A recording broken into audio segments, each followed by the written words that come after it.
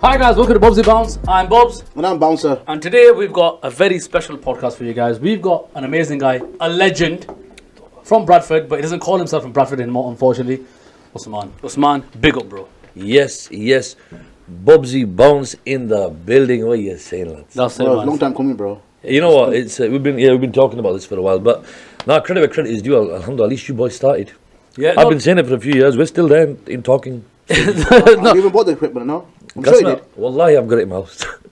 What are you talking about? Your own? Yeah. I've got it all there, bro. All right. Yeah, I just don't know how to function it. I was hoping I'd find someone who's smart, but you're all in Bradford, innit? Well, that's why you need to move back to Bradford. Well, I was gonna. I was actually extremely close. When I say that, I mean in the next month and a half, I was actually supposed to be moving here. But sadly, things changed in between. But inshallah, who knows? Who knows? Well, You know what I mean? the thing is, I mean, the podcast was ours, yeah? This was supposed to happen a long time ago, guys, just to make you aware, yeah? But obviously, there were times where you were busy, and there were times when we were busy. So we just really couldn't, like, kind of arrange the time. We couldn't meet in the middle, could we? Yeah, and also, before this podcast even starts, right, I just want to get it out there that basically, if anybody wants to know about your history and stuff like that, which you've got a very, colourful history, yeah? That, and a very experienced history. All they got to do is type your name into YouTube, and you've done quite a few podcasts. Yeah, there's a few I've done on there, and interviews. So you'll get both styles. You get the more serious, the formal, and the informal. You can also go onto my website, usmanbey.co.uk. Plug it, man. Plug it. Look at that. Thank you very much, bro. I've put a lot of effort in it. Yeah, usmanbey.co.uk. You can go on there as well, inshallah. And it's the website. It's I don't go on there, to be fair. I just put all the information on so you can access it whatever you want to have a look at. Yeah, nah, I can't be asked. I'm not going to lie to you. You know the brother, Allah, which the other brother who helped. I was going to say something about it. I want this man to be... Go, you drop it. Go. A bit inappropriate. You might have said it now. We've come this far. Couple of nudies on there. No, that was the last website. This is different. This is the plus version. The plus version. Yeah. No, but like if you OnlyFans Plus, yeah. Yeah, bro, this is the platinum package. Guys, I told him we're gonna have more OnlyFans people on here. There we go. But anyway, No. When he says that, he means I coordinate a team that work for me like I'm just you know what, I'm gonna get done for this. It's just like he did. No, it's okay, man. So what are they gonna do, man? Yeah, what are they gonna do? What are you gonna do? Exactly. Yeah, what are you gonna do? Seriously. Don't poke the dragon, yeah. But anyway, so like, if anyone wants to see like your history, where you've come from, what you like back in the days, they can watch them podcasts. But this podcast is gonna be a nice chilled out one. Yeah, just a gub shop. Yeah. So some most, man. I'm gonna start with a question, yeah. Go on. And it's not an interview, but it's just like a chit The chat. talking point. You go. Okay, listen, talking point, yeah. The youth is fucked. I'm gonna say it, bro. I'm gonna say No, why you laughing? yeah. Look, I got two youths over there behind the camera, guys, yeah, and they're laughing, yeah. But the youth is fucked. Let me tell you why, Usman. Go on. I'll start this, yeah. Let's just talk about fighting, for example, yeah. Back in your days and my days, and I'm a lot older than Usman is, right? Yeah, he is. Yeah. So back in our days, right, you got beef with someone, okay, one man to man, or even let's say boys to boys, yeah. Yeah. Five lads, we have a fight, it dealt with, bro, that's it. Yeah. And that's it, it's finished. And usually friends after that as well. Exactly, I was going to say, so basically, let's say next man's having a bit of a beef with somebody else, you'll help him out, yeah? Yeah. Now, bro, they're pulling out tools. Bro, now they're pulling out everything. They're pulling out their mum's kangan. They're pulling everything out, bro. I'm telling you, I don't like it because he's right. That's what they're doing, bro. Yeah. But you know who I blame for that? You're not going to like my answer, bro. I don't just blame the youth. Okay. You know, a lot of the people are probably thinking that man's going to start saying all the youngins. No. I'm not just going to blame the youth. You know, the parents, the elders, it's your fault as well. Yeah. You got to take responsibility. You know, our job is to guide and to mentor them. Not in a classroom. They've already got school. They don't need that bullshit. Yeah. They don't need that. They don't need classrooms. By the way, sorry to interrupt, right? We'll talk about the fucking shit school system as well. We'll come to that in a second. But anyway, sorry. So Yeah. So, you know what I mean? I think we're partly to blame for that. I don't know. But then again, things have changed, bro. Back in our days, Bobs, come on. How many youth clubs were there? All that shit. I started my career in youth work. Yeah. You know what I mean? There were loads as a volunteer. And now, government's got no funding. They've got loads of shit for war, but they've got no funding and none of this. And because of that, youth clubs aren't there. They're not getting no proper engagement. You know what I mean? This is the harami that's ruining them. You know, I'll tell you straight. very good. You know, I never thought about that. Where are the youth clubs? There's no funding. There is one in local, PD3. Yeah, but what are they doing? Like, Yeah, but they're limited. You do know that, Yeah, yeah. no, So when I say limited, I mean the age trips range is with limited. There's a take, I'm sure with you, like school trips, Alton Towers. Everything, bro. Yeah, like full on. Yeah. Full on days out, yeah. What do they do at these youth clubs? Nothing We're really. taking the fucking Braffenmore Park. Probably, yeah. Feed the ducks. Feed the ducks. Even the ducks have moved out of there, bro. You know, Even them will relocate. So do you leaving Bradford now? Yeah. No. So do you agree then that the youth? Yeah. Again, I think it's still it's our job as well. We must take blame because not all of it. I mean, they've got their own head. They can, you know what I mean. But when you don't give them direction, bro, you know, it's a lot of them. Whenever I get asked this question and answer it, they're expecting me to try, kind of go sick on the youth. Would you say it's hard for the youth to grow up now than the youth back in the days? Yeah. It is. Yeah. No, not in that. No, not in that sense. If you're talking about hard as in graft, no. No. But I mean, in terms What do you mean in hard? That's okay, like social media. yeah. That is like literally wherever you look, you know, everybody's on social media. Yeah. So everybody they're exposed to too much, Yeah. and there's too much influence of other people. Yeah. So like in that sense, like Yeah. That's 100%. Because let's be honest, in our days we didn't have that. Yeah, we didn't. Bro, forget in our days when I launched my music career, Yeah. social media just started. Facebook had just How long started. ago was that, by the way? 13 years ago. 12, 13 years ago. My first single I released about 10, 11 years ago. But I mean, I was in the industry slightly before that, just as cover songs and this and that. It wasn't nothing major. But my point is, back then, you smashed it if you're on TV. Oh yeah. You killed it. And Alhamdulillah, by the grace of Allah, I'm not going to lie to you, bro. You know, Alhamdulillah, I've been on TV for 16 years. But in them 16 years, what you need to understand is, bro, I just wanted to put it on my CV. That man's been on 3 months, 6 months, been on TV. Shit. No, Usman, after how long did you go on TV though? Of putting in the work? Oh no, I had to put the graft in. Yeah. I had to put the graft So in. like bro. singing on stage and just all that stuff. You know, I look. So I launched with my track. I did a Nasheed and Naat, Dunya Taya, one of my first ones. Well, the first one that I ever released, and that was I recorded it in 2005. Wow. Okay. So you work, but I didn't release it till later, maybe 2008, 9. He was giving his age away, guys. Anyway. Yeah. I was on like 4. Anyway, and what happened was I remember when I released it, bro, and I'll never forget this. I got laid off from a job. I was only young. I got laid off. What job was it? It was some booking stacking shelves. All right. Okay. And even then I got a good thing. Even then I got ripped. Can you imagine that? Can you imagine? Netto's, bro, I'll tell you. Netto, oh, listen, where your Jimmy's, JD's, you know where JD's is on Manicum Lane? Yeah. Yeah, that used to be Netto's, brother. Oh, yeah. Man was behind the till. I remember that. But I used to fart behind that till, honest to God.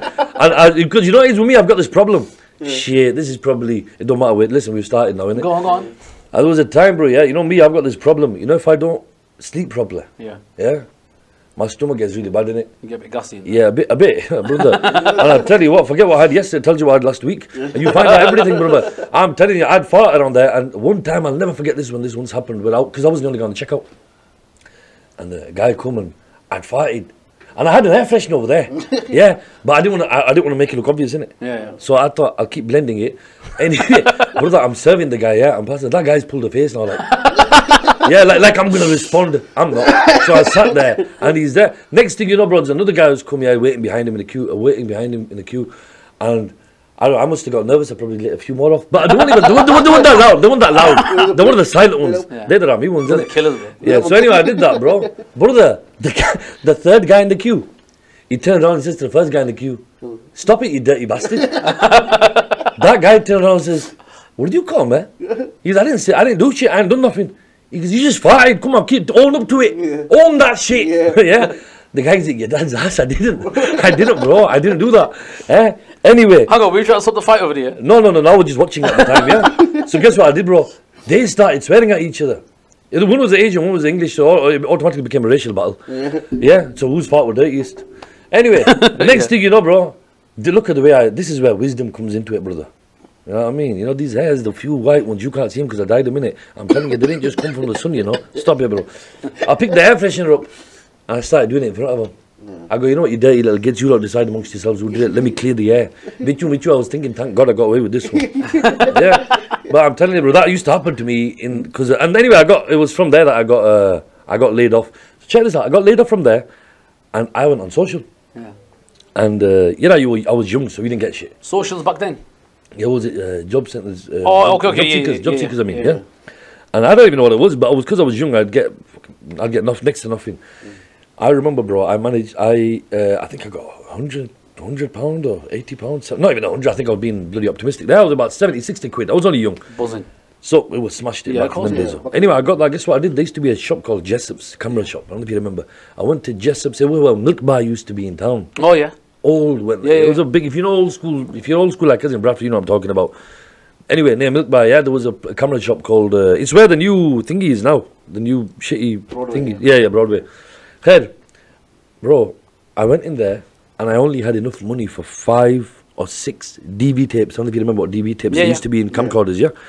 And CDs, Poundland, they used to do 5 for a 6 for a pound. Yeah. Yeah, but DVD ones, not CD, DVD ones. The other ones, they were 10 for a pound, but this was like 5 or 6 Yeah, for a pound. yeah. I got him, and I had a lad in Bradford. I started talking to him, and that guy, he was a bit techie. He was into this shit. He said, "Listen, you know, you're on the sheet. I can copy it onto the DV tapes and the CDs for you, and we'll send it out in it as a ticket." Back in them days, like I said, there was no social media. Yeah. You didn't have none of this bullshit. I had to manually go and find addresses to TV studios or get the numbers, ring them so that I can get the address, and then post it out. Post it out, yeah. Bro, I did that, and this is where my kismet changed, because at that time it was all on TV, everything. You used to watch TV just to know when your fast opens. It was that sort of time, yeah. Like you still do as well in some, you know, maybe we still do. I think I don't remember doing that, because I'd be on TV working during Ramzan time, to be fair, so I wouldn't know. But I can remember, bro, when subhanallah, when I put the TV on 2 days later, because Ramadan was starting 2-3 days later, brother, every single channel, whether you were Ahl Sunnati wal Jamaat, whether you were from the Ahl Tashi, whether you were Salafi, I pick Qasam, that was the first and probably last time that I ever saw every channel play my Nasheed. Wow. And that blew it up. Yeah. That's what blew it up. So people will start asking, who is this guy? Yeah, who's this Nat artist and stuff like that? Yeah, back in them days, yeah. And like I said, they couldn't even search me, because there was no social media. Yeah. Social media came later on. Plus, not to be mean, but at that time you weren't even relevant. No, I wasn't. So like, Absolutely. so like, hang on, who's this newcomer? Right, you know, Yeah. But because because other channels played it back in them days, that was called viral. Oh, yeah. Yeah, because other channels were playing it. Yeah. Everyone was playing it. If they're playing it, it means there's something there to play. Yeah. Anyway, I did that, bro, and alhamdulillah, on the back of that, I started getting loads of events and stuff. Yeah. Well, So now these But I days, never forgot my point that I told the story was, I never forgot the humble beginnings. Yeah. Where it started. No, it's me that asked the question. I said Yeah, that. yeah, sorry, yeah. I said that, like, now, well, the point that I was trying to come across to is that now it's easier to become relevant because of social media. No, yeah, that's true. Yeah. So back then, there was no social media. Well, this is what I mean. I just gave you a full journey on how I, back in the days, how I used to, It was harder to do it back then. way harder. Yeah, way harder. Look, Usman, it's simple, right? You know, now, like if I go on TikTok and if I start to have a channel where I just sing, right? Whether or not I'm a good singer, that's irrelevant, okay? I'm going to get some kind of traction. Yeah. Whether it's bad traction, whether I'm a shit singer, people are going to watch me because I'm shit, right? Or whether I'm a fantastic singer and people are going to watch me because I'm fantastic. Either way, and guess what? You get both on social media. Yeah, you do. Right? I've seen a lot of people that know their shit. Like right? Jonathan, Yeah, but he's one of them, yeah? Which he very well knows that he's shit. Right, but right. Oh, you know the guy's a cricket. You know he's a cricket player, don't you? He's a legend, cricket legend, bro. Man used to be a legend. He's a player for Pakistan international. Yeah. But like, he knows his crap, but he's going with it, right? Because he's getting works for him. But then other way, you know, same thing. Whereas with you had to do it the hard way. Yeah, we have to go through the graft, bro. Straight up. We have to go through the graft. And do we got that? Let me tell you something. Let me give you an example of how it is now, Bobzy. I'm on TV, yeah. I'm a fundraiser. Alhamdulillah, that's another thing that I do. In fact, you've just come from an event. I've just literally come, and the time is now 11:44. I'm not supposed to finish till 12 o'clock. I'm actually still supposed to be there. I finished early because the boys. I mentioned to the lads over there that I'm gonna finish because I've got to go on a podcast and see what's going on. You know, see the boys on that. But usually I'm still on there, yeah. And I'm only on in Ramadan or in times of urgency. For example, now the Palestine situation. So because of that. But my point is, every lad that I'm working with has got a degree in journalism or media. Really? Wow. Oh yeah, everyone, bro. Everyone. They've got qualifications in broadcasting. These guys have done 5, 6, 7, 8 years, bro. Bro, I'm dyslexic. I don't even think I can spell that word that I've just said. You know what I mean? So it was difficult for me. It was difficult for me. That's what was difficult. So why are you laughing at it? Because I can't spell that word. Come on, bro, I swear down. You think that's bad? You know my cousin Billy Morocco? Yeah, the guy called. Oh, he's worse. Yeah, he tried to expose me in it. Right. He goes, this guy talks shit. He says he's dyslexic. He ain't dyslexic. He's talking shit. I go, what is that? He goes, dyslexic. What's that? According to him, dyslexic. Oh, is that like a new disability? It's a Moroccan one. It's a Moroccan one, yeah? Yeah, it says third variant. Yeah. So basically, these people that you work with, they've got full-on degrees. Yeah. They've qualified, bro. They're qualified. They've done. You know, like you have air miles. A pilot has to have a certain amount of miles before you. Well, on TV it's hours. Where are they from, by the way, these people? All over the UK. What are you talking about? The people who are on with me? No, because let me tell you what I'm getting at, yeah? What I'm trying to get at, yeah? Okay. Me and you had a similar upbringing. Yeah. We live in a group in the same area. Yeah. Okay, like BD3 and stuff like that, yeah? you know, for us to survive back in the days, you had to be clever, streetwise. Yeah. You got to know how to talk to get yourself out of trouble. Yeah. And I think that kind of adds to the way you are as a person. Oh, yeah, absolutely. This is why sometimes, you know... Would you agree this is education in itself? It is. It's wisdom. Yeah. I call it wisdom. It's wisdom. Wisdom because when I say wisdom, it's... Look, there's some things that you... Even the young lads, they'll never be able to learn from textbooks. Wisdom, you have to walk through life. You have to walk through life. My dad used to tell me, you know, so many things, and at the time, even though it was wisdom from his side, maybe I wouldn't take it as serious. You know wouldn't take it. And until I started walking through that fire, that I realized, shit, it's different around here. You know what I mean? But all of a sudden, what my dad said started making sense now. You know what I'm saying? Everything started making sense. So it was one of them ones, you know. But you're right. I think it's it does come back to that wisdom, education that's still being passed on, like he says. Yeah, no, because this is the thing, you know, like I think this also goes to people that are living in certain areas of Birmingham, whatever rough areas that you are from, right?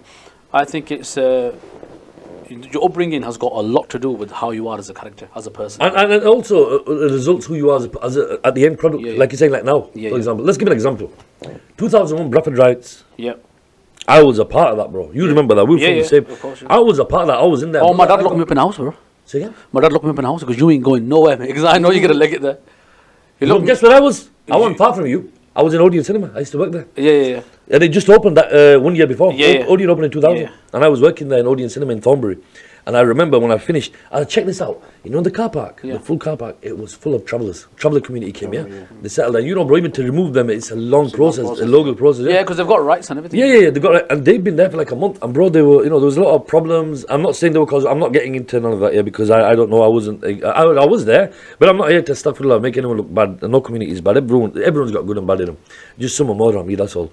Anyway, what happened was, bro, they were there for like 2 months. It was affecting the people coming into the cinema, but they didn't want to come in. Yeah. For obvious reasons. Look at what happened, bro. The Bradford riots took place. The night of the Bradford riots, Allah nikasme, every single one of them left.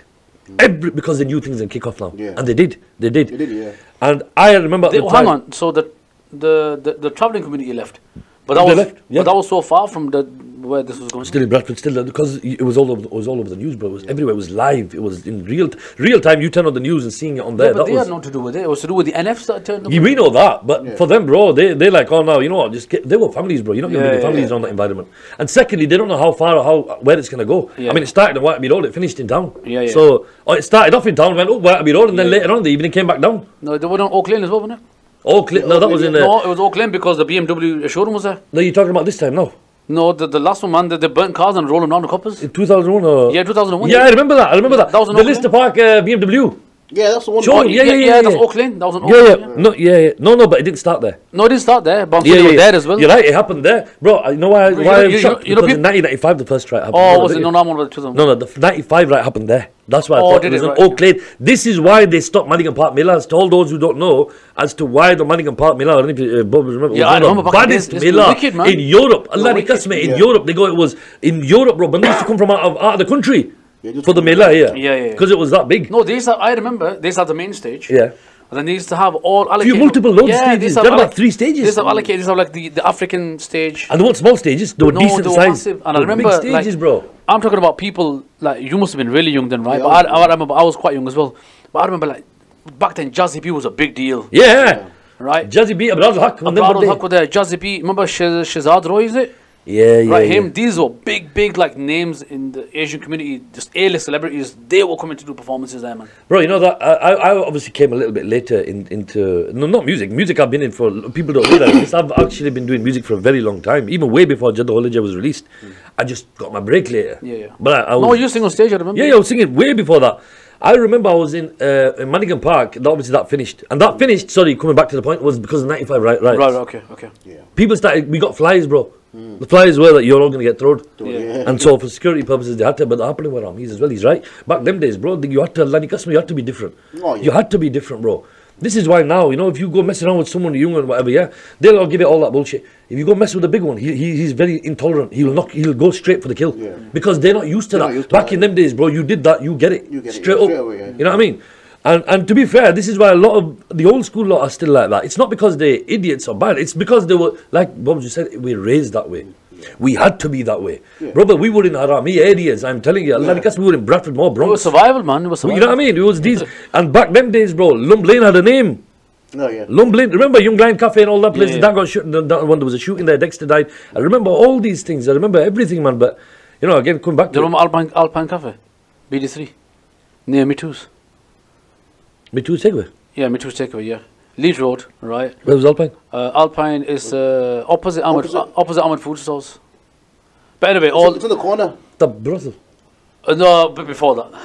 Dirty you're on about Thorncliffe House, which is now a big house now. Okay, I didn't know the name of it. You just gave the address. Yeah, because I lived around there, didn't I? Not in the brothel, but I lived around there, man. Stone throw it. We used to literally throw stones at it. You know why? Well, they say throw your hands, throw No, but you know why we used to throw stones at it? We used to throw stones at it, yeah, because ladies used to walk out on it with the bikinis on it. Yeah, stop throwing stones. We used to How old is that, bro? How old is that place? Because I remember it since I was a kid. Thorncliffe House? Yeah. Oh, it's been there for since ages, man. You've had old membership there. Yeah. Shit. Yeah, man. Well, yeah, It shut down now. It shut down now. but then again, so many places. You know, let me tell you something. You know that I used to be a bouncer. I was a bouncer for about 11 years. You know Akbar's Leeds Road. Yeah. Next to it, there's a brothel. Don't pretend. Hang on. Yeah. Wait. Don't pretend like you don't know the fucking name. Yeah. No, not that he said it. It came to me. That's been closed for about a couple of years now. Shut up. Yeah, See, they this is closed what I mean. it. You don't got membership. You don't know these things. No, I went about 2-3 years ago. refurbishment. Yeah, they got membership. He's No, got it's private name. Refurbishment, yeah. Refurbishment, yeah. They're gonna get some new talent in. Yeah, and tiles. Let me tell you something, And bro. bed sheets. Shit, forgot what we said. Oh yeah, Akbar's. so I got a call one day, yeah, from my boss. Which one you in Bradford, innit? I go, yeah, I was in Bradford them days. I was living in Seymour, the bottom. Yeah. The Pekizas, yeah. Well, it used to be Pekizas, I know if it still is. Yeah, it's Is it still still? Pekizas, yeah. Alright. Anyway, I was living around there and I got a call. Listen, Usman, there's a job for you. It's a Rami job, bro. It's only you. You're only required on your own. And I says, okay. What is it? I just thought it's another club or another bar or something, yeah. He said, bro, it's on Leeds Road, so it's local to you. I thought, shit. Okay, Leeds Road got security and shit. I thought, hello, let's see what's going on. Anyway, and by the way, I wasn't a security, I was a door supervisor. I was a bouncer, yeah.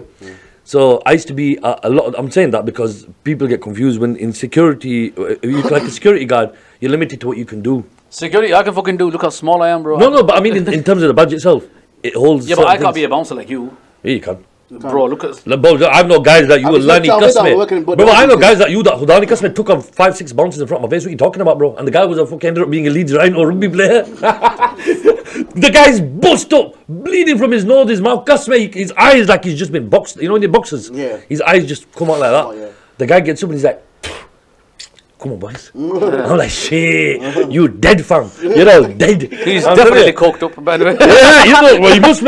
But his legs, brother, well, Lani Kasme were tree trunks. Yeah. His legs were trunks, I'm telling you. Anyway, it was Cosmopolitan, yeah. He gives it next to Akbar's, there's a little bar there. Yeah. Listen to the way that A bar? Yeah, bar. Alright. I go, shit. I don't know bar there. I thought it was Akbar's bar. Yeah. He goes, no. Anyway, talking to one of my boys, yeah. I rang him, I go, listen, you know, I'm on Leeds Road somewhere. He goes, are you local? I go, yeah.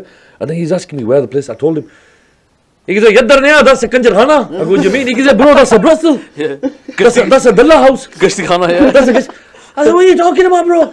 He goes, it's a bar. He goes, they probably got a bar in there as well. I thought, shit. Who smells like when I get freebies? No, I thought something else.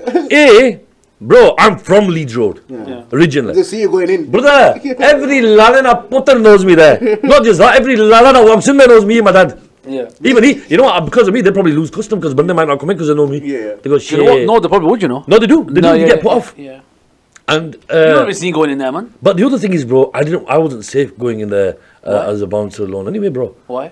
Because you don't know how half the conjures that come, bro. They've done something to one of the girls. You try to deal with them, bro. yeah, They've got about 10 guys there. You know what I mean? Trust me, I've had this shit. I'll tell you a funny one though. You know, as a I'll tell you one bouncer story. I'll never forget this. Real bouncer, yeah. Not bouncers in the name. No, but you know, that's his name, Bouncer, because he used to be a bouncer. I heard that, yeah. Yeah. I heard that. That's why he is Bouncer, because he used to be a bouncer. Where did you bounce? Where were you on those? I did it a few times in Akka and Acapulco, yeah, man. Akka, man, in Halifax. Halifax, man. Akka. Okay, guess what? I thought you were Zackington. Okay, listen. Okay, back in my That bar? yeah, bar. Yeah. back in my days, right? I shouldn't promote this, right? But I used to go there, right? Bro, the fucking floor was sticky as shit. Right, I used to see sandals on the floor all the Would time. you used to sit down? Why do you know? No, because I used to walk in there. Like, Oh, I see, dancing, because- right? Yeah, right. And then they used to do like buy one get with free drinks or whatever. Oh, there's a drink for £1, right? And like even like the like Diet Coke were like watered down to fuck. You were like drinking water, man. Yeah. So it was just a Yorkshire water. disgusting place. Bro. Yorkshire water is the best water, right? Don't you? No, it is. It is. I remember. Anyway, you were saying so. Yeah, bouncer story. You were saying. Yeah. So one day, what happened, bro? I was now. Some of you watching might be too young to remember this, and some of you, if you're from Yorkshire, you know what I'm talking about. There was a place in Leeds which was a Rami place back in the days, Chapeltown. Oh yeah. No, Chapeltown. No, it still is, man. Still is. But now you got Love Apple in there, innit? Back them days, it was very, very No, segregated. it's watered down now. It's watered down quite a bit. Like fucking the drinks in Akka. But But back in the days, I'm telling you, bro, that area was a proper yardie area. Yeah. You know what I mean? Or yardies are, you know. And by the way, let's explain to people what yardies are. It's like the black gangs, basically. from Jamaica, yeah, mainly. Because they were from Jamaica. They weren't like the Africans they came later. Rastafarians, isn't it? Yeah, people from, original Kingston, yardies, people from there. That's what they call themselves, by the way. You know, the Italians call themselves mafia. The gangs, the Caribbean gangs, they would call themselves the yardies. And organised as well. Yeah. Them guys, I remember I was working in a club. Was it Majestic? Do you remember that? Back Majestic, in the, yeah. Remember that? Yeah. Majestic. I was there, Well, yeah. no, we're talking time ago now. Time ago. I know, years ago. How many years are we talking about? Oh, 20? I'd say. About 17, 18 years ago. Wow. Well, I remember in there, bro, there was one time where there was a guy, and back in that day, there was a fashion chokers, them big, thick gold necklaces. Yeah. But they have in hip hop videos, old school videos. They were the chokers. Nowadays, they don't wear. Nowadays, I don't know what kind of shit they wear. Back then they used to wear. Nowadays thick it's chokers. all controversial rainbow colours. But anyway, Yeah, they are. Aren't they? But what would happen, bro, is when they'd wear that and they'd walk out publicly in it, yeah. And they were bare, but again, I don't mean this in a racist thing. Honest to God, I don't. You can ask anyone, but it was more the yardie thing that they would come and rob you and this and that. Whereas Asians, what would we do? I think we'd do the same thing, but with drugs. Yeah, well, we were ruined as well. But anyway, you just always had that. And there was another thing that we did a lot of with decks. You remember the decks? Oh, yeah. I'm not talking about the facelift, I'm talking about the full briefcase that you pull out. Yeah, you used to take you out of the car. Yeah, you can hit someone, you kill them. Yeah. I'm telling you, that's No, what but I think then it was. we'll come back You to saw the handle on them as well, handle. Yeah, you carry it. Yeah. And let me listen, you can laugh all you want right now, because that was a fashion statement them days. It was, man. And then we'll come back to the story, but then later on, right, if you had a facelift, you smashed it, bro. So if you had a deck that you press a button and the face came off. Oh, you put it in yeah, the case, the flip and slide. No, you're going a bit too next level. I'm talking about you just took the case off. The facelift, just the face come off. Yeah, the face comes up and you put it in like a case, like a glasses case. And you carry the case as well. Carry the case around with you. I remember that. So if somebody came and tried and nick your deck, I'll even tell you where Bundy used to hide most. Yeah, there was a time where Bundy used to walk around with it, yeah, because it show off in it. After that, no one gave a shit carrying it around. What they did, every person hid it in the same place, under the seat. Yeah, exactly. Yeah. So you knew where it was. It's not even like, but you just can't be asked. You can't be asked breaking the car. Just you know where it is, brother. You see it there. It's almost like finding the keys, but you're thinking, nah, that's too much effort. I got to break the glass. I got to do this. You know what I mean? Yeah, but I did though. Anyway, He's a funny guy. Brother, No, you know what? That's one thing I never did. You know. they put take on over. No, that's one thing I never did. Come and think of it now. Yeah. I did a lot of shit, bro. I never took. You never jacked a car. Of course I did. And I'm talking about decks. Oh yeah, decks, cars, everything, man. No, cars. But you know, Bad times, bro. Let me tell you No one thing, right? decks. I did it.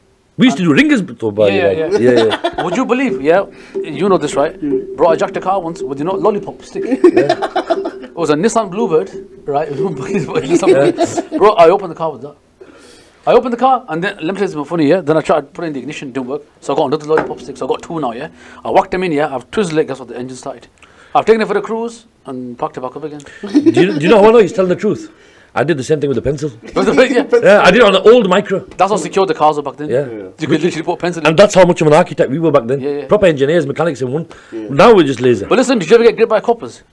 Go on, bro. How many Yeah, times you asking? I did, yeah. But guess what? Back then, they just give me a slap on the wrist. They're going, don't be stupid, man. Trip. I mean, that happened a lot with me. What do you mean, like what? Like, What do you mean let you go? Like, okay, I jacked the car, yeah, once, Yeah. right? I crashed it. Coppers landed, yeah. And this was in town. And all my boys are done off, yeah. I'm like in a bit of a leg pin in it because I've hurt my leg. Yeah. Copper comes, he goes, I said, yeah. He goes, go. He goes, go. How old are you? I was 14. He goes, yeah, just go, man. And he let me go. And then he's on the radio saying, yeah, there's a car. I think there's a car here, crashed, blah, blah, blah. Now that you say that, bro, I think he's right. They were a lot more lenient in that. They were a lot time, more you know. lenient. You know what? Is they couldn't be asked for the paperwork. Yeah. Yeah. They could not be asked Now for. everything's on Because paper. nowadays everything's online. They have to. Back then, it was literally on paper. Gus Smith used to write reports on paper in our days. Bro, every single time I went in that room, confession. What do you call that room? Not confession room. Interrogation room, yeah. Confession room. Every single time, bro.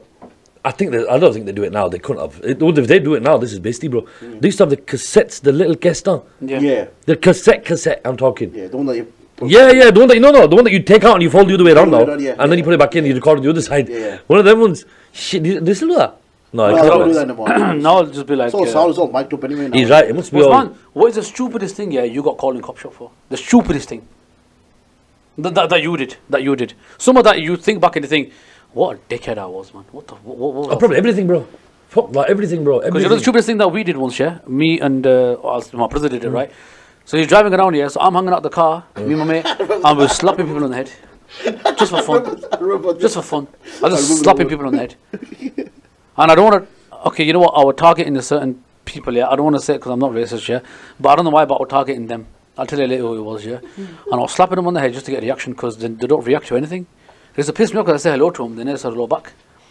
Right, and so just so you know, that's not a white or a black thing. This is a different type of religion. Yeah, no, this isn't a white or black. This is so don't you lot get too. This is completely something. This is amongst ourselves. We've got our own. But anyway, we just got kind of cornered, right? And then they basically, well, they weren't even going to take us. But you know, my mate would be a dickhead. That is shit. Yeah. Yeah. Sorry, go on. I'm not going to say who the brand is, right? But shit, hide it. But yeah, we got blocked in, and then my mate, like a dickhead, he goes, "Are you guys drunk?" And he goes, "Yeah, I'm drunk on doner kebab." It's like saying daft shit, right? Then they grabbed us, and then obviously questioning. But that's the stupidest thing that I did is slapping people across the head.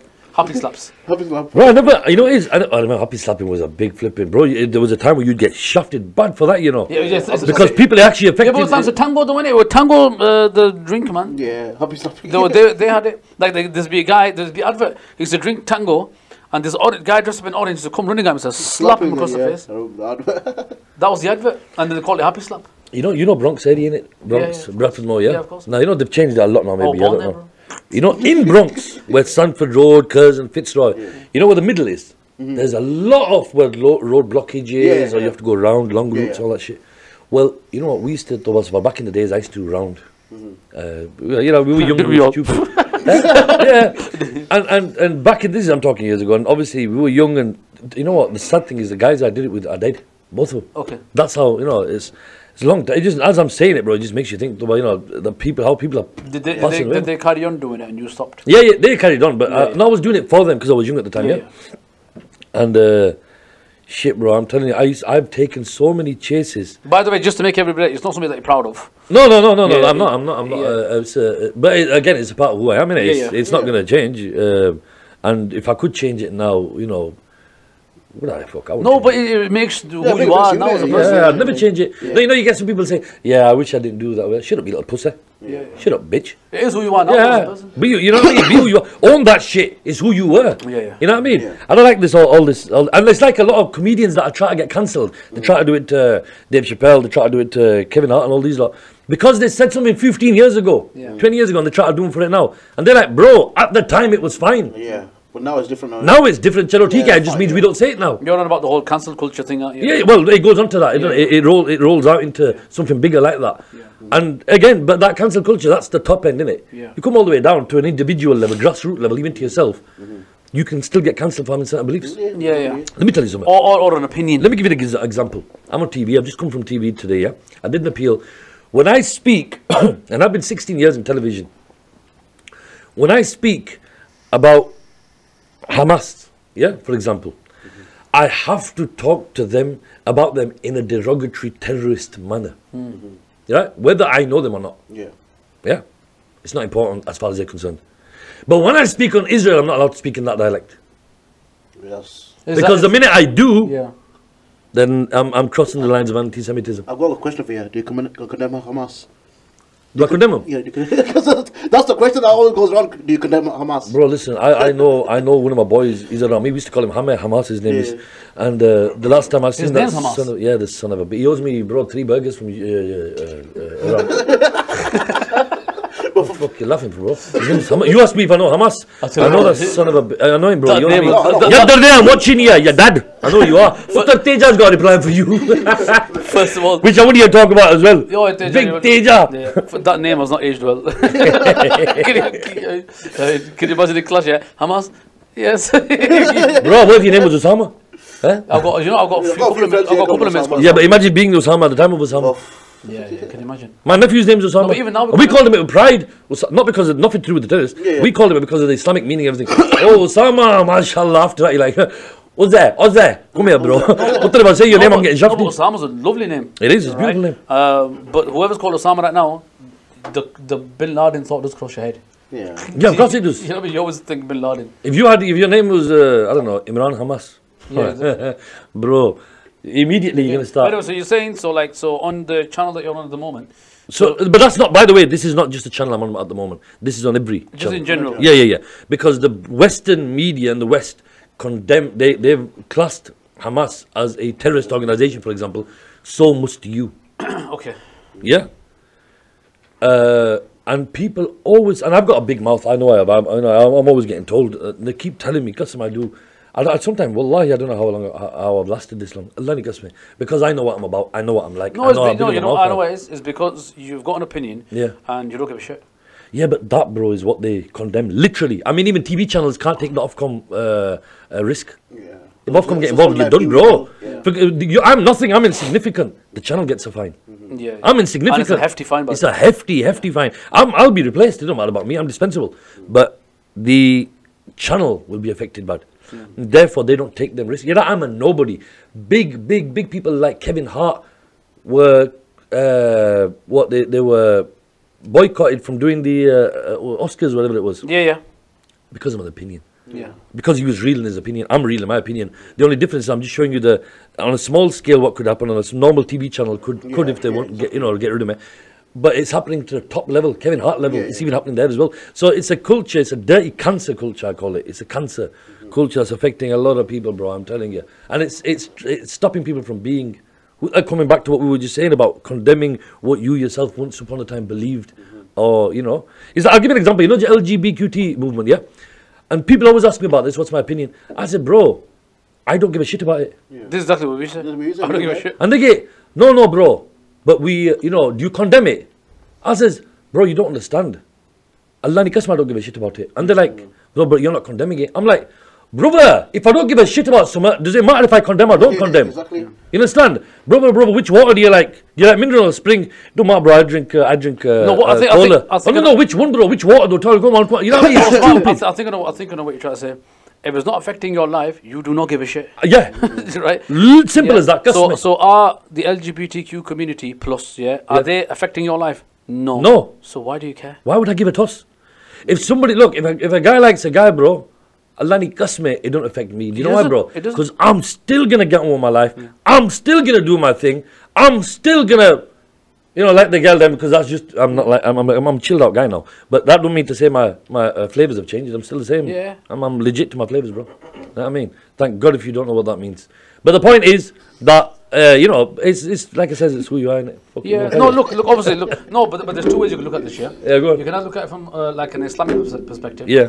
So Islamic. Oh, no. Shit. Man's gone all mufti himself. Obviously, from an Islamic thing, right, it's wrong.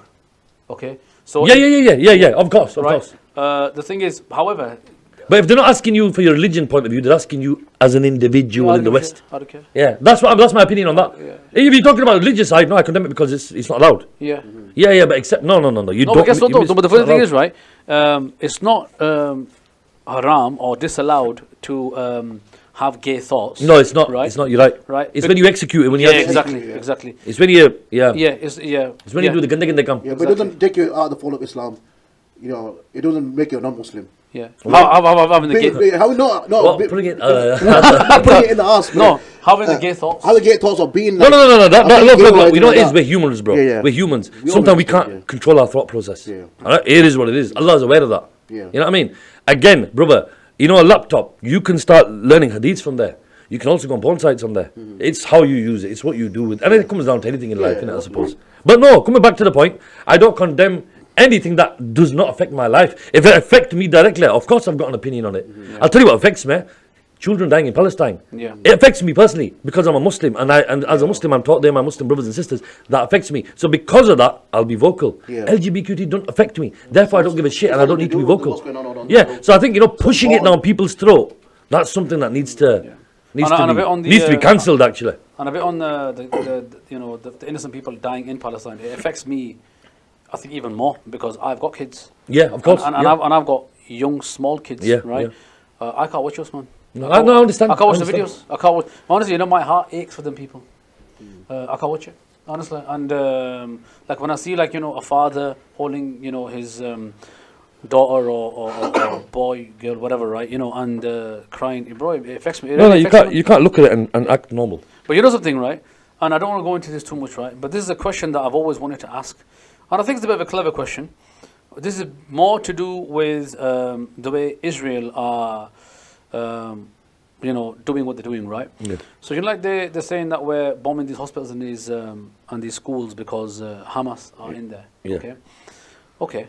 So let's just say, for an example, if Hamas were hiding in a hospital, but it's located in Israel, okay, would you use the same method that you're doing like in Gaza? So let's say there's a hospital in Gaza. You've got a report that there's Hamas members in there. So you choose to bomb the hospital. That's what they've done, right? Yeah.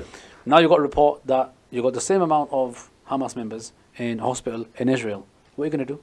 Are you going to shoot a missile at that as well? The same way. Are you going to do that? I think it's a valid question. Of course it's a valid question. But guess what you're going to do? You're going to be tactical about it. Let's be honest, that's what you're going to do. You're going to send a TAC team and you're going to basically, try to find them or do whatever. But personally, I don't think any of that is relevant. Why is that? Because and this is from my heart, I don't believe Hamas. You do know that the Hamas is a Western created ideology. What's her name? That guy who cheated the Prime Minister in America. What's it? Bill Clinton's wife. What's her name? Oh, Hillary. Hillary, when she was running for presidency against Trump. Yeah. Yeah. It was said then. She said it, bro. It's on YouTube. It's on public domain. She said it. She says, we created Hamas. We did. Just as they created Osama bin Laden from the CIA. Tim Osman, that was his real name. If you go back in history and you start reading up on it, like I said, we were old school. We didn't rely on all this shit that we're taught now. We used to look at good independent sources that were non-biased.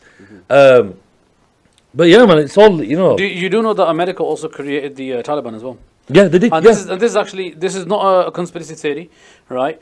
They've said it, bro. But everything's on YouTube already. But this is what I mean. This is how dumb some of the people are, and I say this with the greatest respect. It's not a conspiracy theory, but this is fact. It's fact, and it's like they say, it's come from the horse's mouth. They've said it. Also, you know what's interesting? You watch a movie called Charlie Wilson's War. It's got Tom Hanks in it, and Julia Roberts. Julia Roberts, I think, plays the part of Hillary.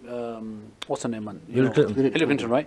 And basically, it happened during when Russia invaded Afghanistan. And America didn't want Russia to take over that region, right? Yeah. By the way, Russians were bastards. You know what they were doing, bro? Bro, they were called toy bombs. They were getting toys. They were putting bombs in them, bro.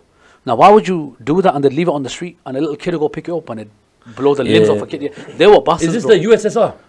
The Soviet Union? Yes, I think so. Yeah. So then they didn't want Russia to take over that region because it'll make Russia too strong. So then what do you call it? America did is to level up the playing fields. They then contacted Israel to weaponize Afghanistan with the correct weapons.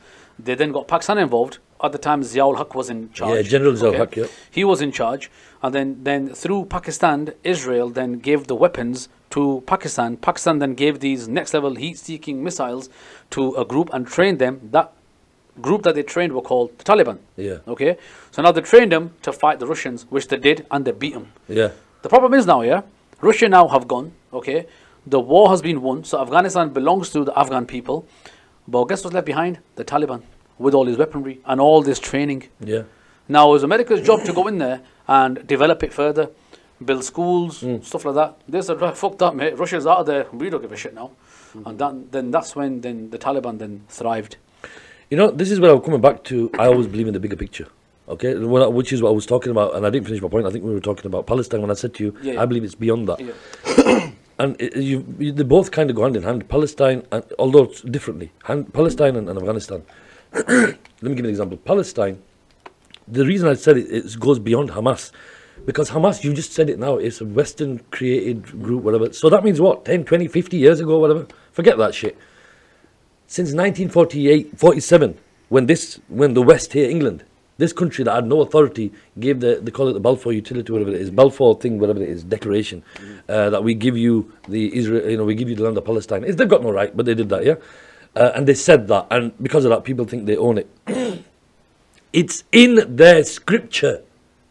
It's in their scripture that this is our holy land.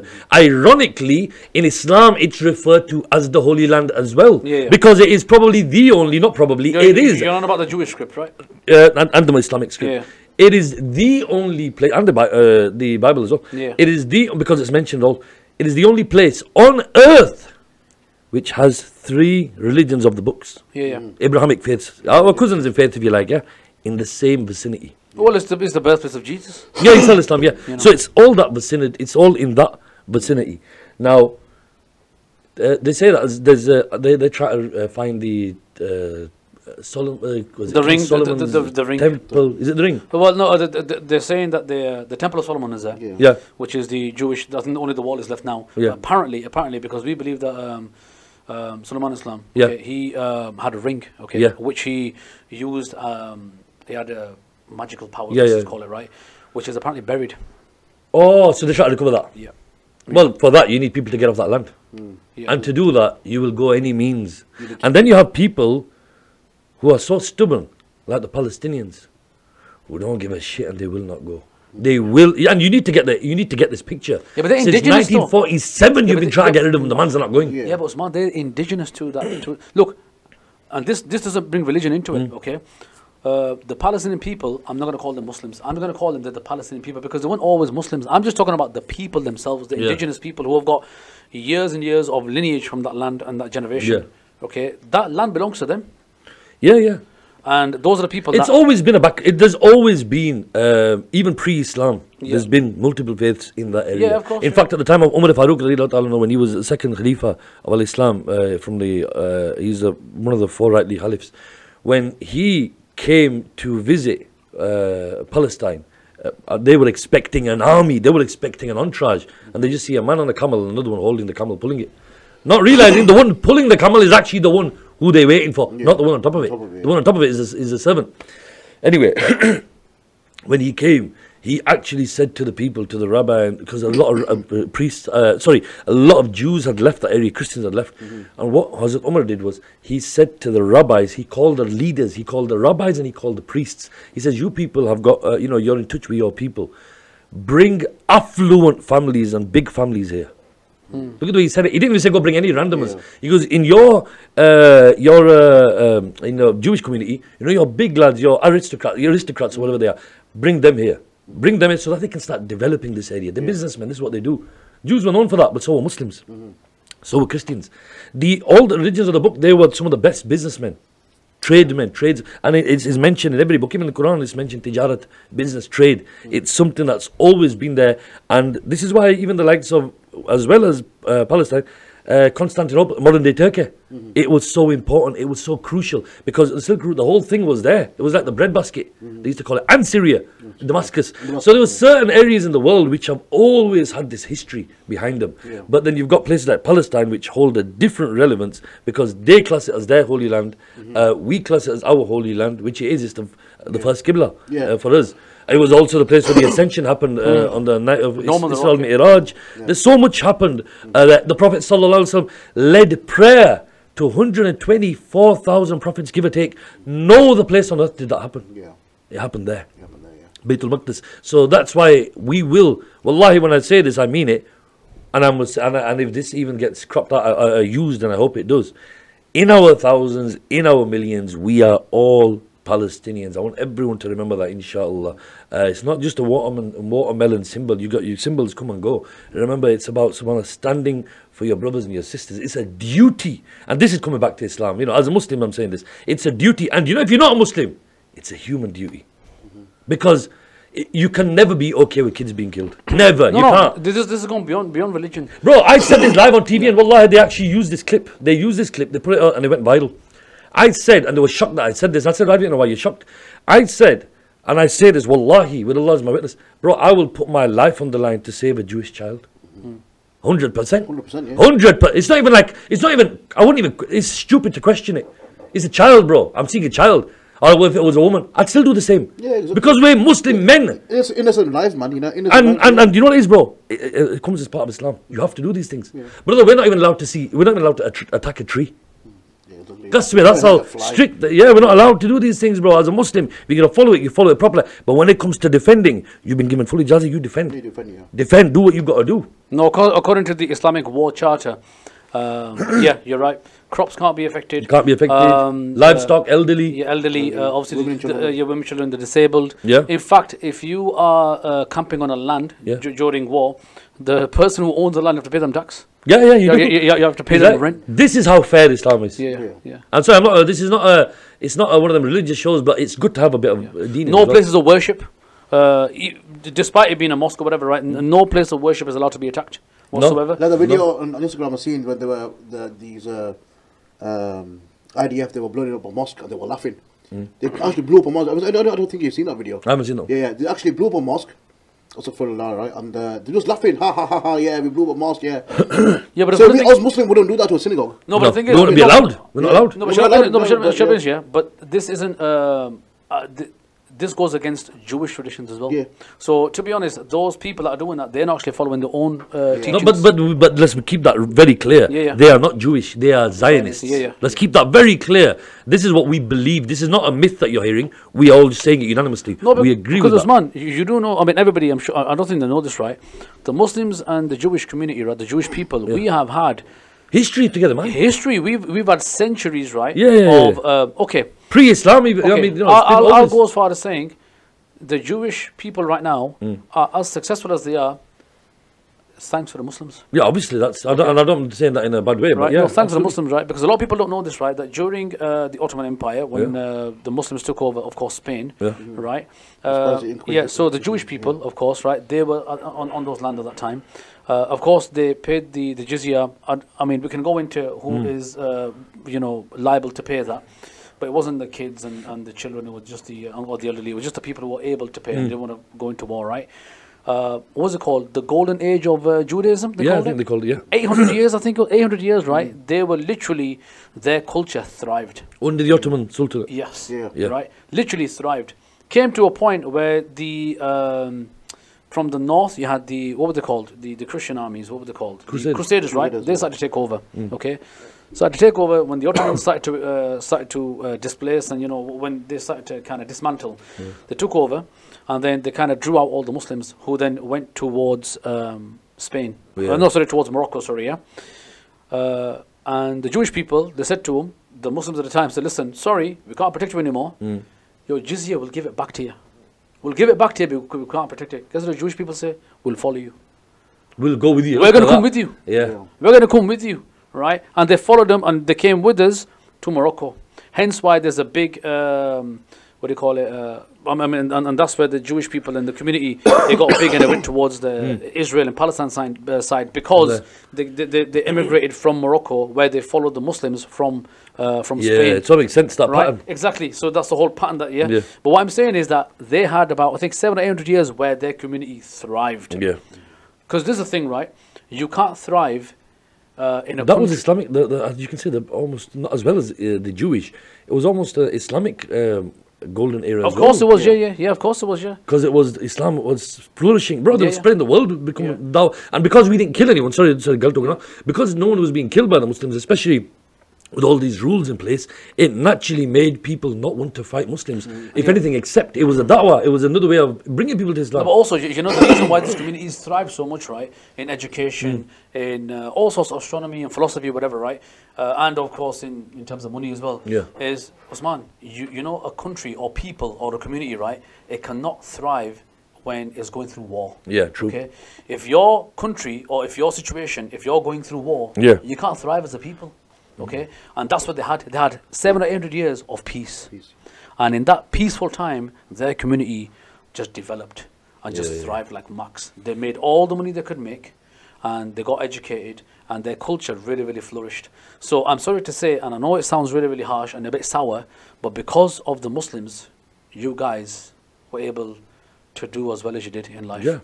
So I think in return, I think you need. And this is historical. It's actually in Jewish scripture. I've seen this in you know, like that, we've got our classical scholars. Yeah, yeah. They've got classical scholars. Of course they have, in their classical scholars, they've written it in their books, in their writings, in their literature. It's all there. It's all evident. And I get shocked. This is when I see this. I'm like, shit. They've already mentioned it. Yeah, they did. We're getting confused with modern day Zionism and Judaism. Bro, Jews are also getting. Have you seen it? Jews are also getting attacked, bro. There's one area in Israel, which I watched. I was shocked when I seen it.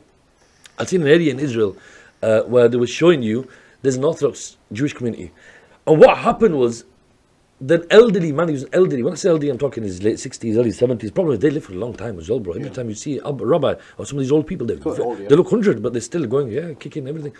Anyway, one of them, bro, he was actually saying, he says, every month, the IDF come here and they bully, torture, harass our women, our men, because we're the only ones that are very different to them in beliefs.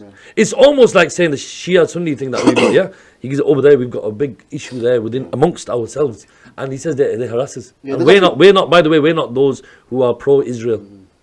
Yeah, there's actually videos of Jews getting beaten up. Yeah, there is. Yeah, there is. I think the video again, all this that we're saying, guys, you can see it all on public domain. This is not made up. Instagram, we don't make none of this shit up. It's all there. Yeah, of course. Yeah. People just don't go out their way and look for it, but it's all there. No, because obviously, look, you need to understand, right? It's like. By the way, this is pre-AI. Yeah. Go on, carry on. It is, yeah. You know, like a lot of people, right? Because they're quite ignorant, and I mean this in the nicest way possible. Okay, they're very ignorant, right? Their only source of information is the news. Yeah, okay? true. And I've said this before, and I'll say it time and time again, right? The news's job is to provide you with the news. Yeah. Unfortunately, the news now has an opinion. Yeah, true. Or they have an agenda. Yeah. Okay. When you have an opinion, then people start to follow that opinion. Yeah, they true. don't form their own opinion. No, they don't. So if you're going to keep bombarding people with, like, you know, there's certain, these are bad guys, these are good guys, okay? You're going to start to believe that narrative, unfortunately. Yeah. And that is what's going on at the moment. And I just don't think that enough is being shown from both sides. Yeah, true. It's not equal. But unfortunately, this is where we are. I'll tell you who I call the biggest haramis on the planet. Go on. I pray that lanat is upon them people, and I never say that. But I really pray lanat, Allah's lanat is on them people. You know them people are the Muslim leaders of the world. Such as? Who's every harami nation that could have stepped up. Even now they've got the chance to do so. Bro, 13, 15,000 deaths today. You're right, they still can. However, I think the death toll is about 20,000 now. Look at that. And they're saying, by the way, they can't give you an update because and the reason they can't give you an update is because the hospitals that gave you an update is destroyed. Yeah, exactly. So it's all halted the ones there. that are destroyed. I was watching a video yesterday of an English journalist, and it's at over full capacity at the moment. The hospital. Yeah, over. Yeah. Bro, people and you know, have all you see, Usman, is just children. Yeah, I know. That's All it. you see is just kids. That's all you see. You know, bro, it's... You've got kids who've got limbs missing. You know, some of the most dangerous people on the planet. The most dangerous people on the planet, on the face of the earth, are people who you have oppressed generation after generation after generation. People who were born in battle, grew up in battle, lived through battle, carried a sword through battle, and before even reaching peak age, lost their life through battle. Yeah? That sadly has changed in the sense that way more kids have died. Too many. Bro, look at each, you know how I see each kid as generations. Look how many generations have been wiped. Because each one of them 20,000, let's say there's 5, 10, 7, 8,000 kids they're saying out of that. That's what they're saying. Even if you go with 7,000, 7,000 generations, future generations, just for argument's sake, which you just wiped out. We know you haven't got a community yourself because you can't become a Jew. You can't just become a Jew. But in Islam grows day by day. This is why, you know, when you get some countries that turn around and say stuff like, "Oh no, we don't, we're not allowing Muslims." I'm like, what are you trying to stop? Have you seen the movie Venom? Yeah, that shit gets into you, bro. No matter where you are, if it's coming for you, it's coming for you. You can't fight it; it's gonna come and get you. Yeah, Islam is one of them things. If you're fortunate enough that it's gonna come your way, it will come your way, and if it's not, it won't. This is why, and I've seen this so many times in my life, when I have a lot of discussions with people about religion stuff, yeah, where you can talk all you want about Islam, but guess what? They're not interested. They're not interested, yeah? And there's some people who I know myself, who become Muslim reverts, and wallahi, every bit of information they've learned, they've gone out of their way to learn via YouTube, via all these platforms where they can seek information. So the point is, if you want to go out there and see, you will. You will. But if you are trying to get through to someone that's not listening, Allah says, how does Allah say? I'm paraphrasing. Allah says, obviously in His own majestic way, He says, don't waste your time talking to someone if I haven't put Iman in their heart. You can do what you want. I haven't put Iman in their heart. I'm not even allowing it to enter. Do what I can say? Yeah. But you know something, also, I think it's your job as a person to do your duty. As in, give dawah, basically. Yeah, you got to do that bit, yeah. Just think on the day of judgment, right? I'm going to be accountable. You're going to be accountable, absolutely. Right? This person had the opportunity that you could have taught them something. You knew better. Yeah. So you should have done your part. You didn't.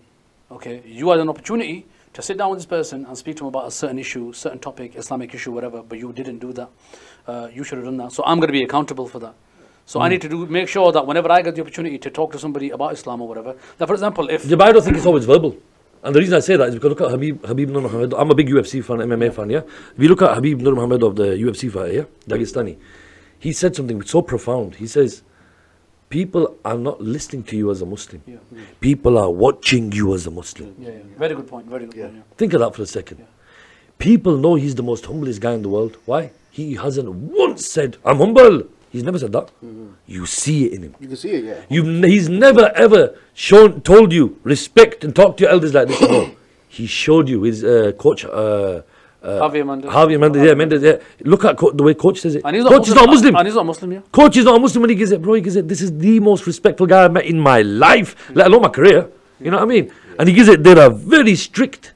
And even Mendes is not even leaving him. Yeah, he's not. Mendes has been there for days. He's been there and he's not even leaving him because he just loves this. And you know what the beautiful part is? A lot of other people, fighters, non-Muslim fighters, want to be a part of that circle now. Yeah. There's something about it. There's this level of discipline. They don't realize it don't come from fighting. It comes from Islam. Yeah. Every religion has it. Not everyone follows it. You know what I mean? But Islam is a very strict code. You have to have these certain... You have to have adab. You have to have certain things. You have to show tolerance. It's not a... You can or you should. No. You must. No, but guess what though? It's a proven formula. Because if you follow this way, guess what? You're going to be a champion. Right, yeah. It's there in front of you. Islam Makhachev, same. Yeah. Umar Nurmagomedov, same. Usman Nurmagomedov, they're all the same. The other guy, Hamza Chimaev. Bad man. But do you watch UFC? Yeah, I love it, man. I like the other guy, they call him the Pirate. Alright, listen, who do you think is going to win in this fight? Which fight? I think, thank you so much for the Islamic, now we've done that. Yeah, no, I'm going to move on to the next thing anyway. Go on, yeah. Which fight? Who was it? First of all, I've been missed a few fights. May Allah accept me, I've sacrificed them because I've been doing appeals, bro. No, inshallah, man. Yeah, but I missed the fight. But you can always watch a recap, innit? I can't in it because sometimes they don't come on straight away. They don't come on till about 2 months later, 1 month later. Since then, I know who won. Which fight you on about? There was a few. I missed the last. I had to watch it afterwards. It's not the same. It's not the same shit. The Hamzat fight with Usman, innit? Usman, yeah. Did you watch the fight? I watched it after. I think I did. I don't remember. I think he barely won the fight, you know. Yeah, no, Hamzat. But you know why though? Bro, but Usman's no joke. No. That's not the reason why. I think, on a good day, I think Usman's wicked, man. He's an amazing... He's a monster, bro. He's a beast. But the thing is, though, what's his surname? Usman what? Usman, Kamaru Usman. Kamaru Usman, yeah. Kamaru Usman. Yeah. But did you see him after the fight, Hamza? He was almost crying. And when he was saying that, he goes, all I've been thinking about is the kids dying and stuff like that. It was like he wasn't in the mood of fighting. Yeah. He goes, I've got kids. He goes, we need to stop fighting. It's not the same guy. Well, same with Islam. Islam said the same thing. Same thing, yeah. Because have you seen Hamza? But after a fight, like the other one, he goes, I kill everybody. He's proper. He's normally like that.